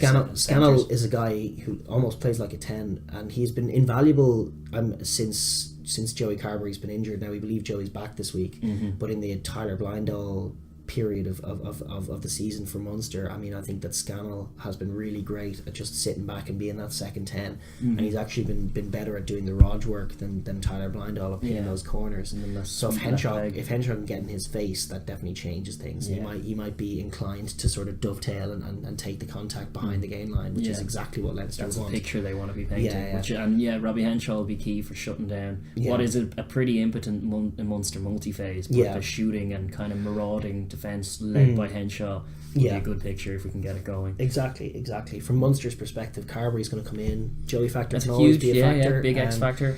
Mine's like, I don't know if they can put together an attack that can get outside Leinster's defence in however the month that they've been trying it. I think that they're kicking the ball. I think they're using Joey's boot and they're using Scannell's boot, and they're pegging the ball into Leinster's half, looking for cross and looking for touch. I don't think the air is as good a play. I don't know, but they do have a Chris Farrell who can win those balls in the air for sure. But I think especially when you're looking at Joey Carberry and Murray Scannell, they're not bomb booters. I mean, Murray will exit with the box kick. We know that will happen. Yeah. But when they have the ball in the middle of the field, it's putting the ball in the corner and then giving Peter O'Mahony the incentive to try and steal the Leinster line out. Both the Leinster hookers, Tracy and Cronin, can get the wiggles at line out time. They do. So that's a winning picture for Munster, is pegging Leinster back, getting the territory game going, and picking off their line-outs, and then Tadhg at 4 and Peter O'Mahony at 2, and just spoiling. And they will, so it's it'll be there to try and spoil, but my instinct tells me that Leinster with a lot to prove will have too much for them. Certainly in the RDS as well. Probably, but the domination and the breakdown for Munster will be massive as well. If Munster can get on top in the breakdown, if they can get some collision wins, like Tadhg Byrne, big week for him, CJ Stander, big week for him, Peter O'Mahony, big week for him, and then obviously I'm just Joey. I'm obviously looking forward to just the scrum. I don't know who's going to get the better. I don't even know if it'll be crucial because both sides are so good. But it's just always fun seeing good scrumming. Good scrumming between two proper scrumming. I love when scrums get high level. It gets so curious. Guys who you're so used to seeing dominate their opponents.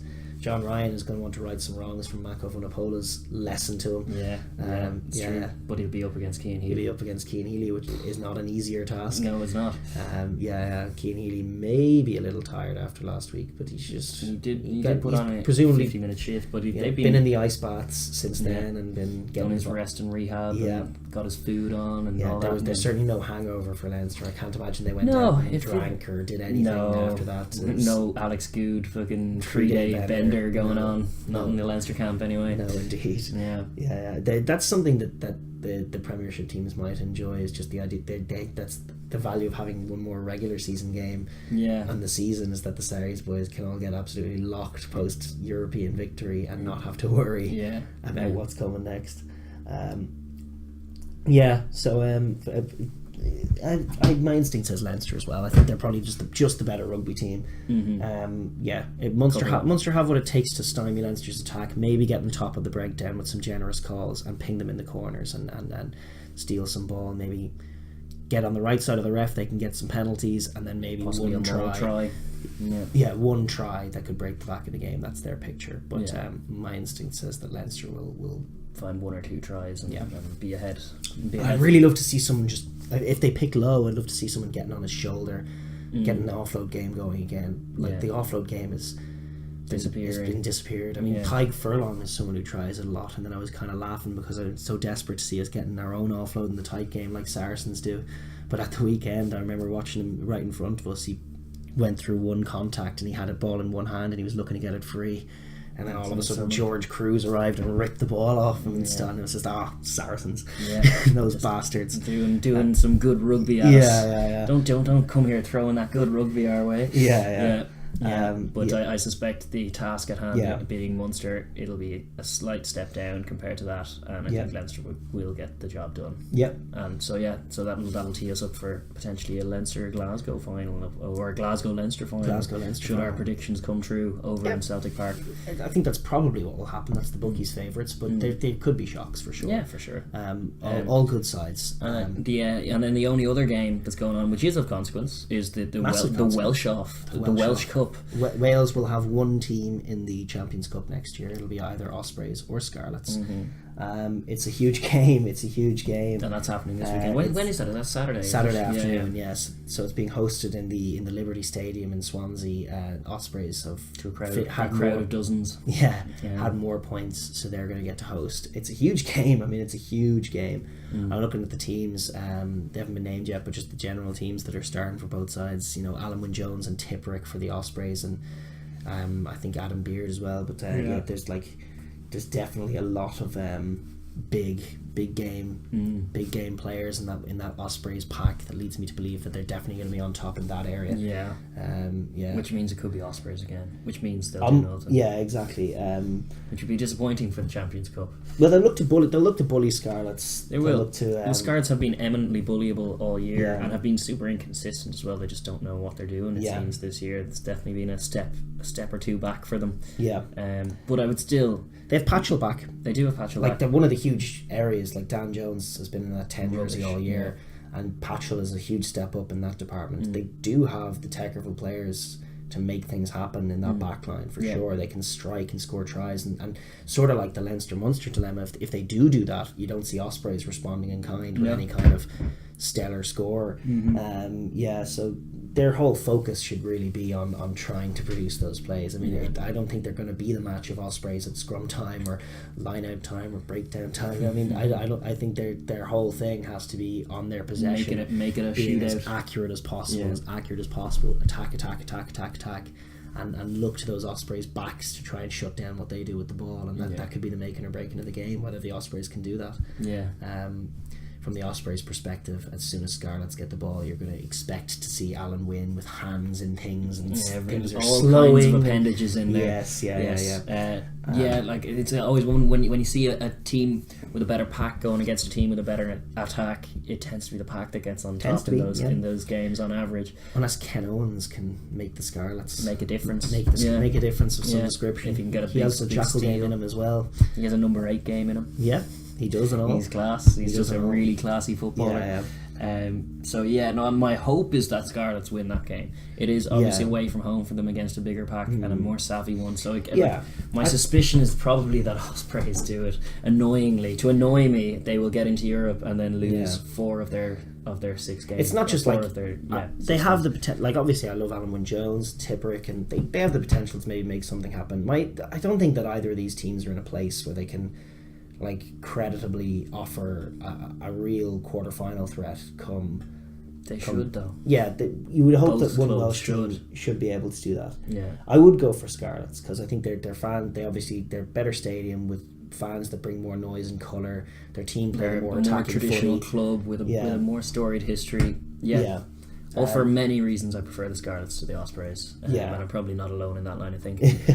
But I also am worried for them because I can never trust Scarlets to do anything when it comes down to the business end. And as you say, it's the pack. It's the Ospreys pack, forward pack, and they're like those two guys in Tipuric and Alan Wynne are genuine top class test players and Lions. Sure. And those guys are going to do some damage, I would suspect, to the Scarlets pack.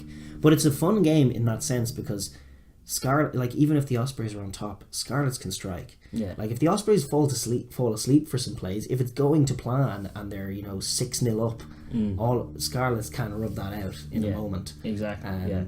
So it's the advantage of being the team that emphasises on focuses on tries as well. Is that no lead feels unassailable when you're banging in tries. I hope whoever wins the game does themselves and Welsh rugby justice in next year's tournament, and I hope that the game itself isn't like, Scarlets, for all we talk about their ability to attack. I mean, their last game of the season was a defeat against the Dragons that they may have needed to win. They didn't in the end, but they may have needed to win it, and they lost against the Dragons. And so many of those Welsh derbies this year have been just coloured by mistakes and slow play and scrums and uncertainty. Which is so strange in a Grand Slam year. Yeah, it's telling about why their clubs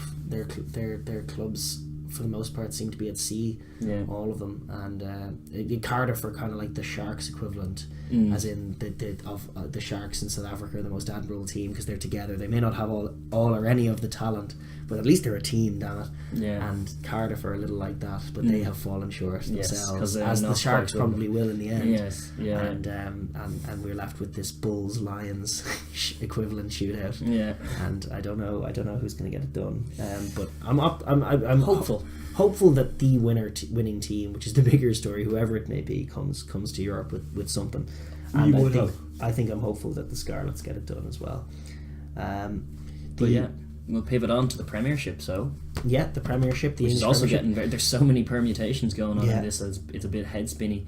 I told you boys this would be a long one, and that's because it's just been so there's so densely packed. There's so many things going on this week, and we couldn't ignore the Premiership, even though they still have a regular season round to go, which I resent.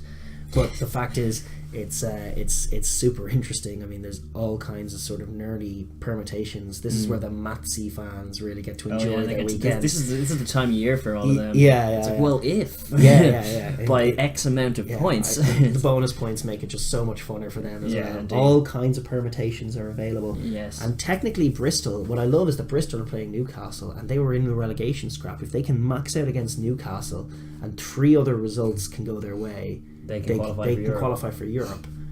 And like, you think 3 other results, come on, but the 3 other results could go their way. I mean, it's if Leicester can get the win over Bath in Leicester, last game of their season, if Quinn's load of players leaving, they're going to want to put in a big performance for signing off. And it's only Bath. It is only Bath. That's a common Leinster phrase. It's only Bath. You'll be grand. It's like the classic Alex Ferguson line. You ever hear that? No. And it was they were 1-0 down at half time against Spurs, and he has the famous line. It was just, lads, it's Tottenham. Lads, it's Tottenham. And then they went out and won the game. Of course. Liverpool needs something similar. Exactly. But so Leicester's it's only Bath, get it won, and then if Quins, who are desperately scrambling for the playoff picture, which itself is super interesting, if they can beat Wasps, and then that one is in the Rico. That one is in the Rico. Who are the other team? It's Sale, isn't it? Sale are playing Gloucester, who are also in the playoff picture. Sale, but Gloucester are kind of scrapping for what are they? They're scrapping. Are they trying to hold on to third? They currently. I'd like them to manoeuvre themselves into fourth, so that they can play Exeter. Or actually, no. You just want to have Sarries. I'm wrong. They're cemented in third. They can't be caught or catch up. But Saracens could leapfrog Exeter if Northampton, who are in that, Northampton and Quins are scrapping it out for fourth. And if Saracens win their game against whomever, I think Worcester. Saracens win that. Even despite being on 3-day vendors and the like, and probably picking a team of nobody who played last week, if they can win that game and Exeter lose to Northampton, which is a big if, but Northampton are desperately trying to win that game. It is in Sandy Park, that one, though, it is. So you're going if Exeter picked their B team, maybe, but why would they do that? They did the last time against Saracens, and when it was a B off, and Saracens beat them. But even so, you would expect them to need those boys to get a little more a bit more game time back into it before the finals. But if Northampton can get the winnings of that game, so it means from it to go back to your Bristol point, it seems like the Sale Gloucester one is the least likely to go their way, just because it's in Sale, and Sale are playing for something, and Gloucester aren't. Well, Gloucester, the thing about Gloucester is that they're less likely to be affected by all that because they just play such beautiful footy that they just tend to find tries no matter the case and the cause. I think you're right that Sale and Faf will have their own schemes. So there's those 2 games, and then there's the battle for 6th and the battle for 4th, which are all super interesting. We all know who's relegated. Newcastle are going down, those it's super tight down there. So the other one is that Bath, if they win that game against Leicester, they can't. If they get a bonus point, they probably can't be caught. Even without one, it would need Sale to get a bonus point against against Gloucester, which probably Right. won't happen. So I Yeah. think it's all kinds of crazy permutations is where the stage where we're at. I really hope Bath lose that game. To Leicester, you don't want them in the. I don't want them in Europe. I want You them just hate out their of pitch. Europe. You Yeah, well, just- they need to get. That's the first Yeah. thing that needs to happen. There needs to be a 4G surface in the What about Reece yeah. Priestland though? He signed Oh, on I for like another it. year. I like Reece Priestland. Yeah, no, fair play to him. I wish Yeah. him all the luck in the world. They need to get a new pitch in there before they're back in What about Europe. Sam Underhill? Yeah, he's good. Yeah, they do need a new pitch. No, I'm with you in that Yeah. I'm rooting for Sale. But, well, I'm kind of rooting for Bristol just because I think that would be fun. yeah, that would be hilarious. But I'm I rooting- think there's a risk that they lose that game to Newcastle. You know, last day of the season no. in Newcastle. maybe Yeah, actually, but I think of all the things that's Yeah. likely to be their undoing, it could be themselves. yeah, well, Yes. exactly. Too worried about the 3 other games they need to go Yeah. their way, just in a distracted world. Yeah. You could be right. The real battle is between Bath and Sale, Mm. and I'd like to see Faf de Klerk best scrummy. They added a lot of colour to the challenge. This is it, yeah. Cup. I think Sale getting in ahead of Bath would be great for the tournament. Yeah. They've done great in the Challenge Cup. They were Connacht's undoing Yeah. in the Challenge Cup. And Bath have just consistently been in Europe and been rubbish. Yeah. Or, well, just been another stock also ran making up the numbers Yeah. in the group stages and really never going any further. Yeah, whereas- But couple that with the fact that this year their pitch was a quagmire. It was. And couldn't, like, it made for farcical games in the mud Yeah. that are They just were, too they were slow. And this bloody- close to beating Toulouse. Mm. They were this They close. were that close, one this drop close from Freddie away. Burns. Yeah, but I hate the idea of like having a pitch that's a bog, so that you have to bring better teams down there to slow them up and make it all physical, and then they end up like half of their season games end up having to be against teams like Saracens in the Alliance, and it's like you have Yeah. to go to these quick pitches and you're not training for that game, Yeah. and then you're playing No, slow it's true. rugby. It's a Like- criticism of Bath. That's fair, but I don't hate them. No, I don't, and I think yeah. their fans are lovely. I think the Rec itself is a lovely traditional venue, a great, beautiful spot. They should just put a 4G They should on just it. put a 4G on Yeah, it. that's a critique, but I don't know if that makes me want to sink them as much as Faf being awesome makes Faf me being want awesome them, is the want other Sale to argument. get It's through. counterweight is like Sale. Yeah. It's been a while since they've been back in Yeah. Europe, and I think They were great in the Challenge Cup as well. They added but a lot also of like colour. didn't they used to compete when they had Jason Robinson and stuff back in the day. well, that's, They were a that's big that's powerhouse going back. I know, Yeah, yeah. but it's been a while since Sale Sharks Yeah, have been there. 100%. And it would be nice to get some fresh meat in to try and do something similar to what La Rochelle brought last year Yeah. when they got in there for the Because first from time. an English It's like- perspective, outside of Saracens, they're wanting in Europe. Indeed, and and, some of with these other Leicester clubs- being off a cliff, Yeah. as far as the fan, Yeah. you need something else, and Yeah. Gloucester never quite get. Gloucester really undone by that Cipriani thing. They were there to play in Thomond Park, and Yeah. they were really looking the superior team for. They look also like they're building something though. Yeah. They don't look like they're going to be done after. No. This doesn't look like just a flash in the pan. No, It they'll be looks good like- value for it yeah. next year as well. The other thing is that between Northampton and Harlequins, Northampton going to Exeter as much as like you could see, you'd almost want to see it for the Exeter Gloucester off that you want to happen, but I think more likely is that Exeter get the win there, and then that opens the door for Quins, who themselves have a nice little academy. They're building some cool things. Yeah. Be good to see them back in Europe next year. I think they could do things in Europe next year as well.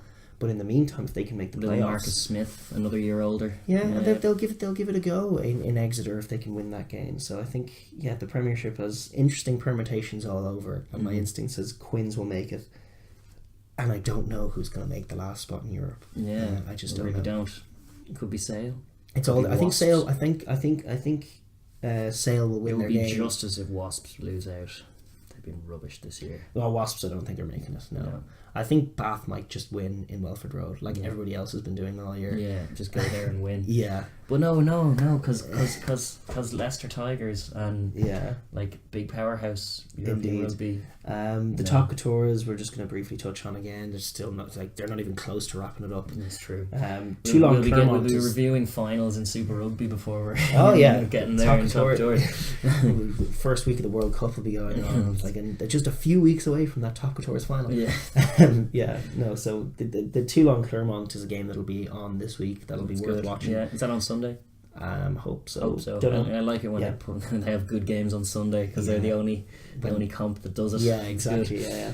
Yeah. And La Rochelle in Lyon. is a big game. That is a big game, actually. Yeah. Leon, I think are probably. I think they're safe for the time being, but La Rochelle that'd be a big win for them. That. Yeah. So that's what I'm rooting to happen, and I don't know who Toulouse are playing, but if you can get an eye on Toulouse, it's always a good thing. Just watching them play the game is a good thing. And that's all that I have to say about that.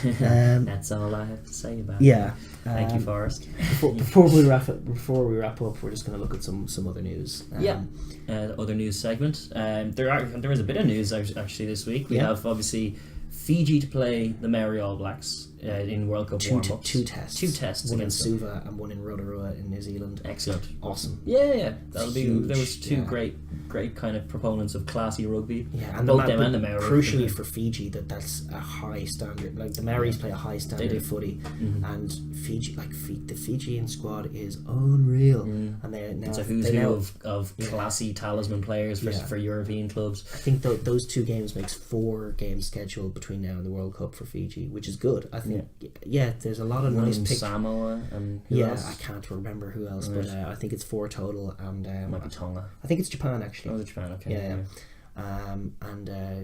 So I think it's exciting to see Fiji playing as early as July. It's going to mean that's going to be around the time that they're getting their squad together.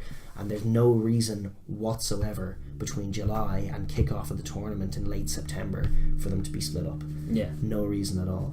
And so I would advise against having guys splinter off from sevens or wherever else. But I don't even think there's going to be sevens going on at that time. Yeah. So I think they're together. They're working together. Which is like so often the case that when you get those boys together and do something, like you can see the damage they do when they're in Baba's squads. Like you just get them together for a few weeks and throw the ball around and it's dangerous. Yeah. So the prospect of Fiji in this World Cup is scary. And if I were a Welshman, I'd be fearing them. An Aussie even as well. Yeah, and a Georgian. For all of Georgia's like physicality and I think Fiji are the anti-Georgia. They are the third. They got in as the third ranked team. And Fiji had slipped beneath the rankings and came in as a 4th ranked team. Like we didn't cover it at the time, but whenever the draw came out and they knew they were getting Fiji, they must have been just gutted, absolutely gutted. Yeah. Instead of just having 2 easy wins and then focusing super heavy on maybe making a quarter-final, now they have a whole Fiji to worry about. Yeah. Which is true for all the teams in that group. Yeah. Like every single one of those teams in that when group. They saw Fiji as 4th seed, all 3 of them, even Wales and Australia, would be going, oh my god. That's the worst outcome possible. So and for us viewers, it's the best because it makes that group a treat and a half. Yeah, great games, one and all, to be honest. Well, sure. Even if you're Wales, the last time they played Georgia, they were knocking on their try line at 80 minutes to try and sneak a win in the Millennium Stadium. Fiji have a history against them as well, having knocked them out in the World Cup in 07. Yeah. So it's definitely. But seeing Fiji just reminding that they're getting what seems to be a very decent run-in of preparation for this tournament, which is good because it's often the question a mark relief, with a wonderful relief to see something like that happen. And I hope there's no silly news in the run-up to the World Cup of top couture when it kicks off in August calling up a Fijian. I just really, really hope we don't see any of that. Well, we've seen bits of it already. With Nadolo and your man, who's the other guy who missed out? Nadolo and Nagusa. Was it Nagusa? I think so. Remember. I think it is. Yeah. But and then but I would I could just so see the Takatours kicking off in August and calling back a few Fijian players from the squad to play some Takatours footy in the weeks running up to the World Cup, and I just hope that we don't. Yeah. But it looks like we're getting some good prep for John McKee's men. Yeah. And that's all good. That's definitely in the good news.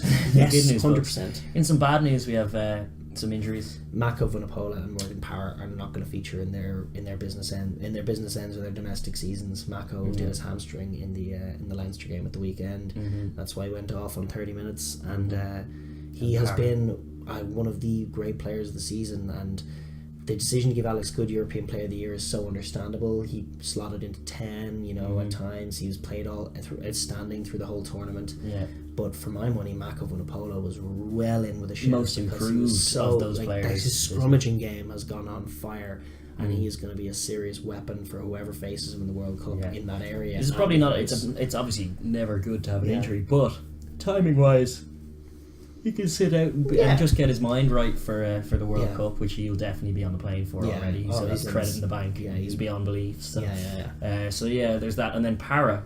is also out for the rest of the year. Is that what we're thinking? Saying rest of the year, including the rest of the actual season. So he's out for the rest. So it's just effective from Clermont and Saracens' perspective. But both of those teams have Barrett and Barrington, and Laidlaw to come in respectively. Yes, So which doesn't change too much in terms of a diminishing return. Indeed, but that's just some negative news. We touched on this already, but the Andre Pollard speculation for the move to Montpellier is sort of at fever pitch. Like, we're expecting that to be announced pretty soon. Right. It's disappointing that Montpellier is his club of choice. You'd think the word would be out by now about just how much of an abyss that place is. Yeah. Well, the point is that it's an abyss as a rugby club, but it's actually a lovely, lovely town in the south of France where loads of your South African mates are hanging out. Yeah. So from that perspective, you understand the move, but from a rugby perspective... Sure, I was reading an article going like, will Andre realise his potential in Montpellier? It's like, no, he'll squander his potential down in Montpellier, like everyone uses. Cruden has as well, and I mean, so there's that issue with it, but the main news is that, again, it's more of a sort of a talent drain from the South African Super Rugby sides. Yeah. And in Pollard's case, it's understandable because he's looking around at the Bulls going, ugh. Yeah. But he won't find too much more professionalism around Montpellier. The other speculation of a move is Rob Kearney off to France, and the reason that this speculation exists, Rugby Pass reported on it, seems to be that Sean O'Brien may have let something slip, which is not unprecedented. Not even remotely unprecedented. He's been known to just tact and Shawnee don't really go together. No. That's why I fear for him going to London Irish. Exactly. But so he may have let slip. He commented something along good the luck in lines, France or something. Something like that. It seems to have seen him saying that to Rob. It would, as a move, make a lot of sense for Rob. Just because, in a similar vein to the Shawnee one, if his contract's coming up, the IRFU may be disinclined to offer him more big money when they need to spend big money on keeping the likes of James Ryan in town and the young guys on whom the future national team is going to be built. It would be another bit exodus from Leinster, and another, like, Leinster would definitely need to find a replacement, and that's where the likes of Frawley would come in. It would open the door for a distributor to come in at fullback anyway. Which I think you need. It's true. Well, it's like the fact that he's like all season, even the last few seasons, it seems he's got to the autumn internationals with people questioning whether he should even be there, and then and he's been showing himself in great credit. He turns up for those big games and really puts the doubters to bed, really, but he's not getting any younger. He is dealing with an academy system that is just churning out potential rivals. I respect the hell out of that guy, but people are so quick to write him off. Do you remember when he came back the week before the Six Nations and he had been injured and he missed a couple of tackles? That's right. And people were just lynching him, and then it was like, well, we can't play Rob. Robbie Henshaw has to play fullback against England. Cue disastrous nonsense from Robbie Henshaw. Rob Kearney comes back in and plays flawlessly and has done for the rest of the season. Don't doubt that guy ever. He's an elite fullback, and anyone who says otherwise is lying to you. The coverage he provides is great. Exactly. And he'll be an asset to any French team as well, because there's a lot of kick tennis that goes on, and he'll be dominant in that area. The only thing is that whether his body can take what they put you through. It's the extra game time, because he does, like all Leinster players, get minded. And he'll probably be shocked to the level to which, like all Leinster players going to France, will just be shocked by the lack of professionalism top to bottom in most of the clubs you'd be going to, as well as the extra game time you're expected to play. Exactly, so and that could be a shock to his body, and it could bring the return of the manager body Rob from seasons past, where he's just trying to get through games. But certainly, we don't know if that's true. We don't. That's only speculation at this point. It's other maybe news. Yes. And then the last two bits is just two Ultimate Rugby headlines that I was reading through, and it was just the final tally of both Cardiff and Leicester. Cardiff first are losing 15 total players, and Leicester are losing 20. The pick of which is Kitchener is going as well. That's a huge loss. I mean, he's been one of their shining lights. 20 and players. Manu's sticking around. He's 20 players leaving the club. One of them isn't Manu Tuilagi. And Johnny May as well. That's amazing, really. It is amazing. It's amazing. Johnny May left Gloucester to win trophies. It's so backwards. Yeah. I imagine Gloucester are probably just missing a Johnny May right now. That's probably going to be the difference between them winning a trophy. Torley on the right wing, Johnny May on the left wing, and what a team! Totally. But so that's just a real kick in the teeth for both clubs. Cardiff having just missed out on Europe despite being quite admirable, an easy and fun team to follow, to have such an exodus that it's basically starting afresh. And Leicester now with this massive exit, they really are struggling from afresh. But it's a bonus for them that the two Test lads are still hanging around, and then they, for my money, need to, like, the coaching ticket it's a long rebuilding process, and it's tough. That's tough to do in the Premiership. Like they're second from bottom this year, and they'll want to be returning to the high end next year. They do, yeah. Well, my instinct tells me that they may not be back next year, but maybe the year after. Like, they got to get a coach from the World Cup brain. The World Cup brain drain. So disastrous as Leicester Tigers being relegated. Could you even imagine such a world? I don't think it will happen. I expect them to be better than London Irish and Worcester next year for sure. Okay. Yeah. Hopefully. Well, they're not better than Worcester this year, but they're on current form. They're below Worcester. They are, though. Well, I think everybody's better than Worcester at their core. Worcester are losing Josh Adams, which is another potential bit of news. That's a massive loss to them. That's true. And one of the losses actually for Leicester, you were saying, is Tamua, which is interesting because he's going back now. Yeah, we were saying in the Super Rugby segment he's going back straight away. In fact, I think he's going back this weekend. I think he's already gone, right? Because he got permission from them to leave ahead of their last game of the season. Right. What a commitment. You know, those kinds of temporary signings where they're just looking to fill a paycheck in the absence of what they really care about, which is their own stuff. It baffles me to even make those signings. A lot of clubs are doing them. Ulster did it with Leia Lafano, and some work better than others. But I mean, these are guys who are just overtly Munster did it initially with Albie Matheson, but now that he's signed on, well, it's great when they buy into it. But for, like, a lot of the times, you're getting guys who are just obviously couldn't care less about the club and are just there Henry for some Spate money. was in Ulster at the start. Henry Spate, that's right, and then Leia Lafano before him, and exactly that's goofy, and I think teams should stop doing it because I don't think it helps. No, I don't think that Tamua being in that dressing room and clearly not caring didn't help anybody. No, didn't. You know, like, what's he going to do? He's not going to do anything. He's just going to go through the games. Yeah, and leave them to it. And get a load of money. So Cardiff and Leicester are two clubs you'd like to see be better than they are.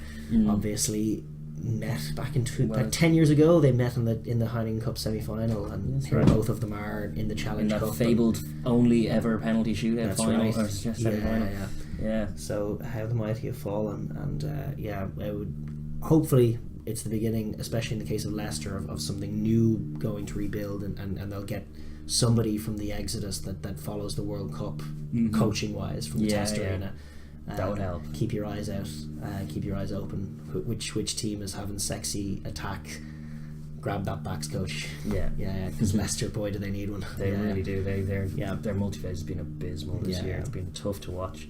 It's crazy because they're still getting such good turnouts in Welford Road, and they're such a powerhouse of a club. Really, like it's not good. The Leicester to people see are them great. Like, that's a sporting town. Like, they love it, and you were choking, and we flicked on the snooker the other day, and it was like the World Championships and Selby getting hammered by some nowhere. It's like, it doesn't bode well for Leicester. No, it doesn't. It doesn't. Leicester, they do it together. Exactly. Yeah, but it's a proper sporting town and a great rugby place as well. Yeah. So we do genuinely wish them all the best. There. As funny as great as Sarries are, and we are, like, there's a lot of people who decry Sarries, but we love what they do on the pitch. But the only valid criticism of them is that their fan base is not on par. There are two valid criticisms: the wage, breaking the salary cap, which seems to be true. And then their fan base being a far cry from the powerhouse of what they are on the pitch. Well, yeah, exactly. When you look at what, like, Leicester bring to get on occasions when Leicester have been in European semi-finals and finals, what they bring to the game. Even Northampton. When we Gloucester. Gloucester. When we played Northampton in the final, I mean, we had more fans than them, but it was tight. Like, it was 60-40, 55-45 kind of thing. It was not what it was at the weekend. Not what it was at the weekend. Yeah. Where it's like you're out on the bus from London. You're outnumbering them comfortably. That's not threefold. That's the only criticism, and that's where, like, rugby in general, European rugby and English rugby, could really use a resurgent Leicester Tigers next year, and some kind of renaissance from them has to happen for that, because it can't continue like this. It really can't. It's been abysmal. Agreed. Listen, that I think does it for us as we approach the 2 hour mark. Comfortably under it in the end, so that's good work. Because there was a lot to get through. There was, and we rushed through some of it because there's so much of it. But it's a big week. It was a big week of rugby last week. It's going to be this week as well. The domestic European seasons are hotting up all over, and our main focus obviously is Pro 14, which isn't just sort of domestic bias. It's also because they're having the decency to wrap up their season in an orderly fashion. Indeed, yes. I'm going to keep harping on that point. Regular season games left after the Champions Cup final. What are you doing? Enough. June 15th. Yes. I'm going to be So with that, we're basically saying once again, congrats to Sarries. Third star buzz. I remember that well. Third star was a sweet one. Fourth one's even better. But well done to Sarries on that. And then I suppose come on Leinster for the game this weekend. Absolutely. And we'll be watching, and we'll be feel back. free to comment. In fact, feel encouraged to comment. We'd love to respond to some stuff. Well, views have been good, comments have been drying up, so we'd love to. We'll do a better job, we swear, of responding to your comments if you leave and we'll them. be back with our 50th show next week to preview the final of the Pro 14 number 50. It only took us 2.5 years.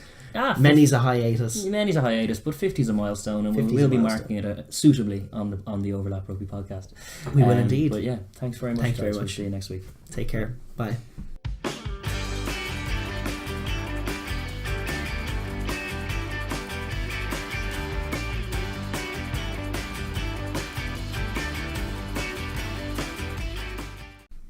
All right, you're up.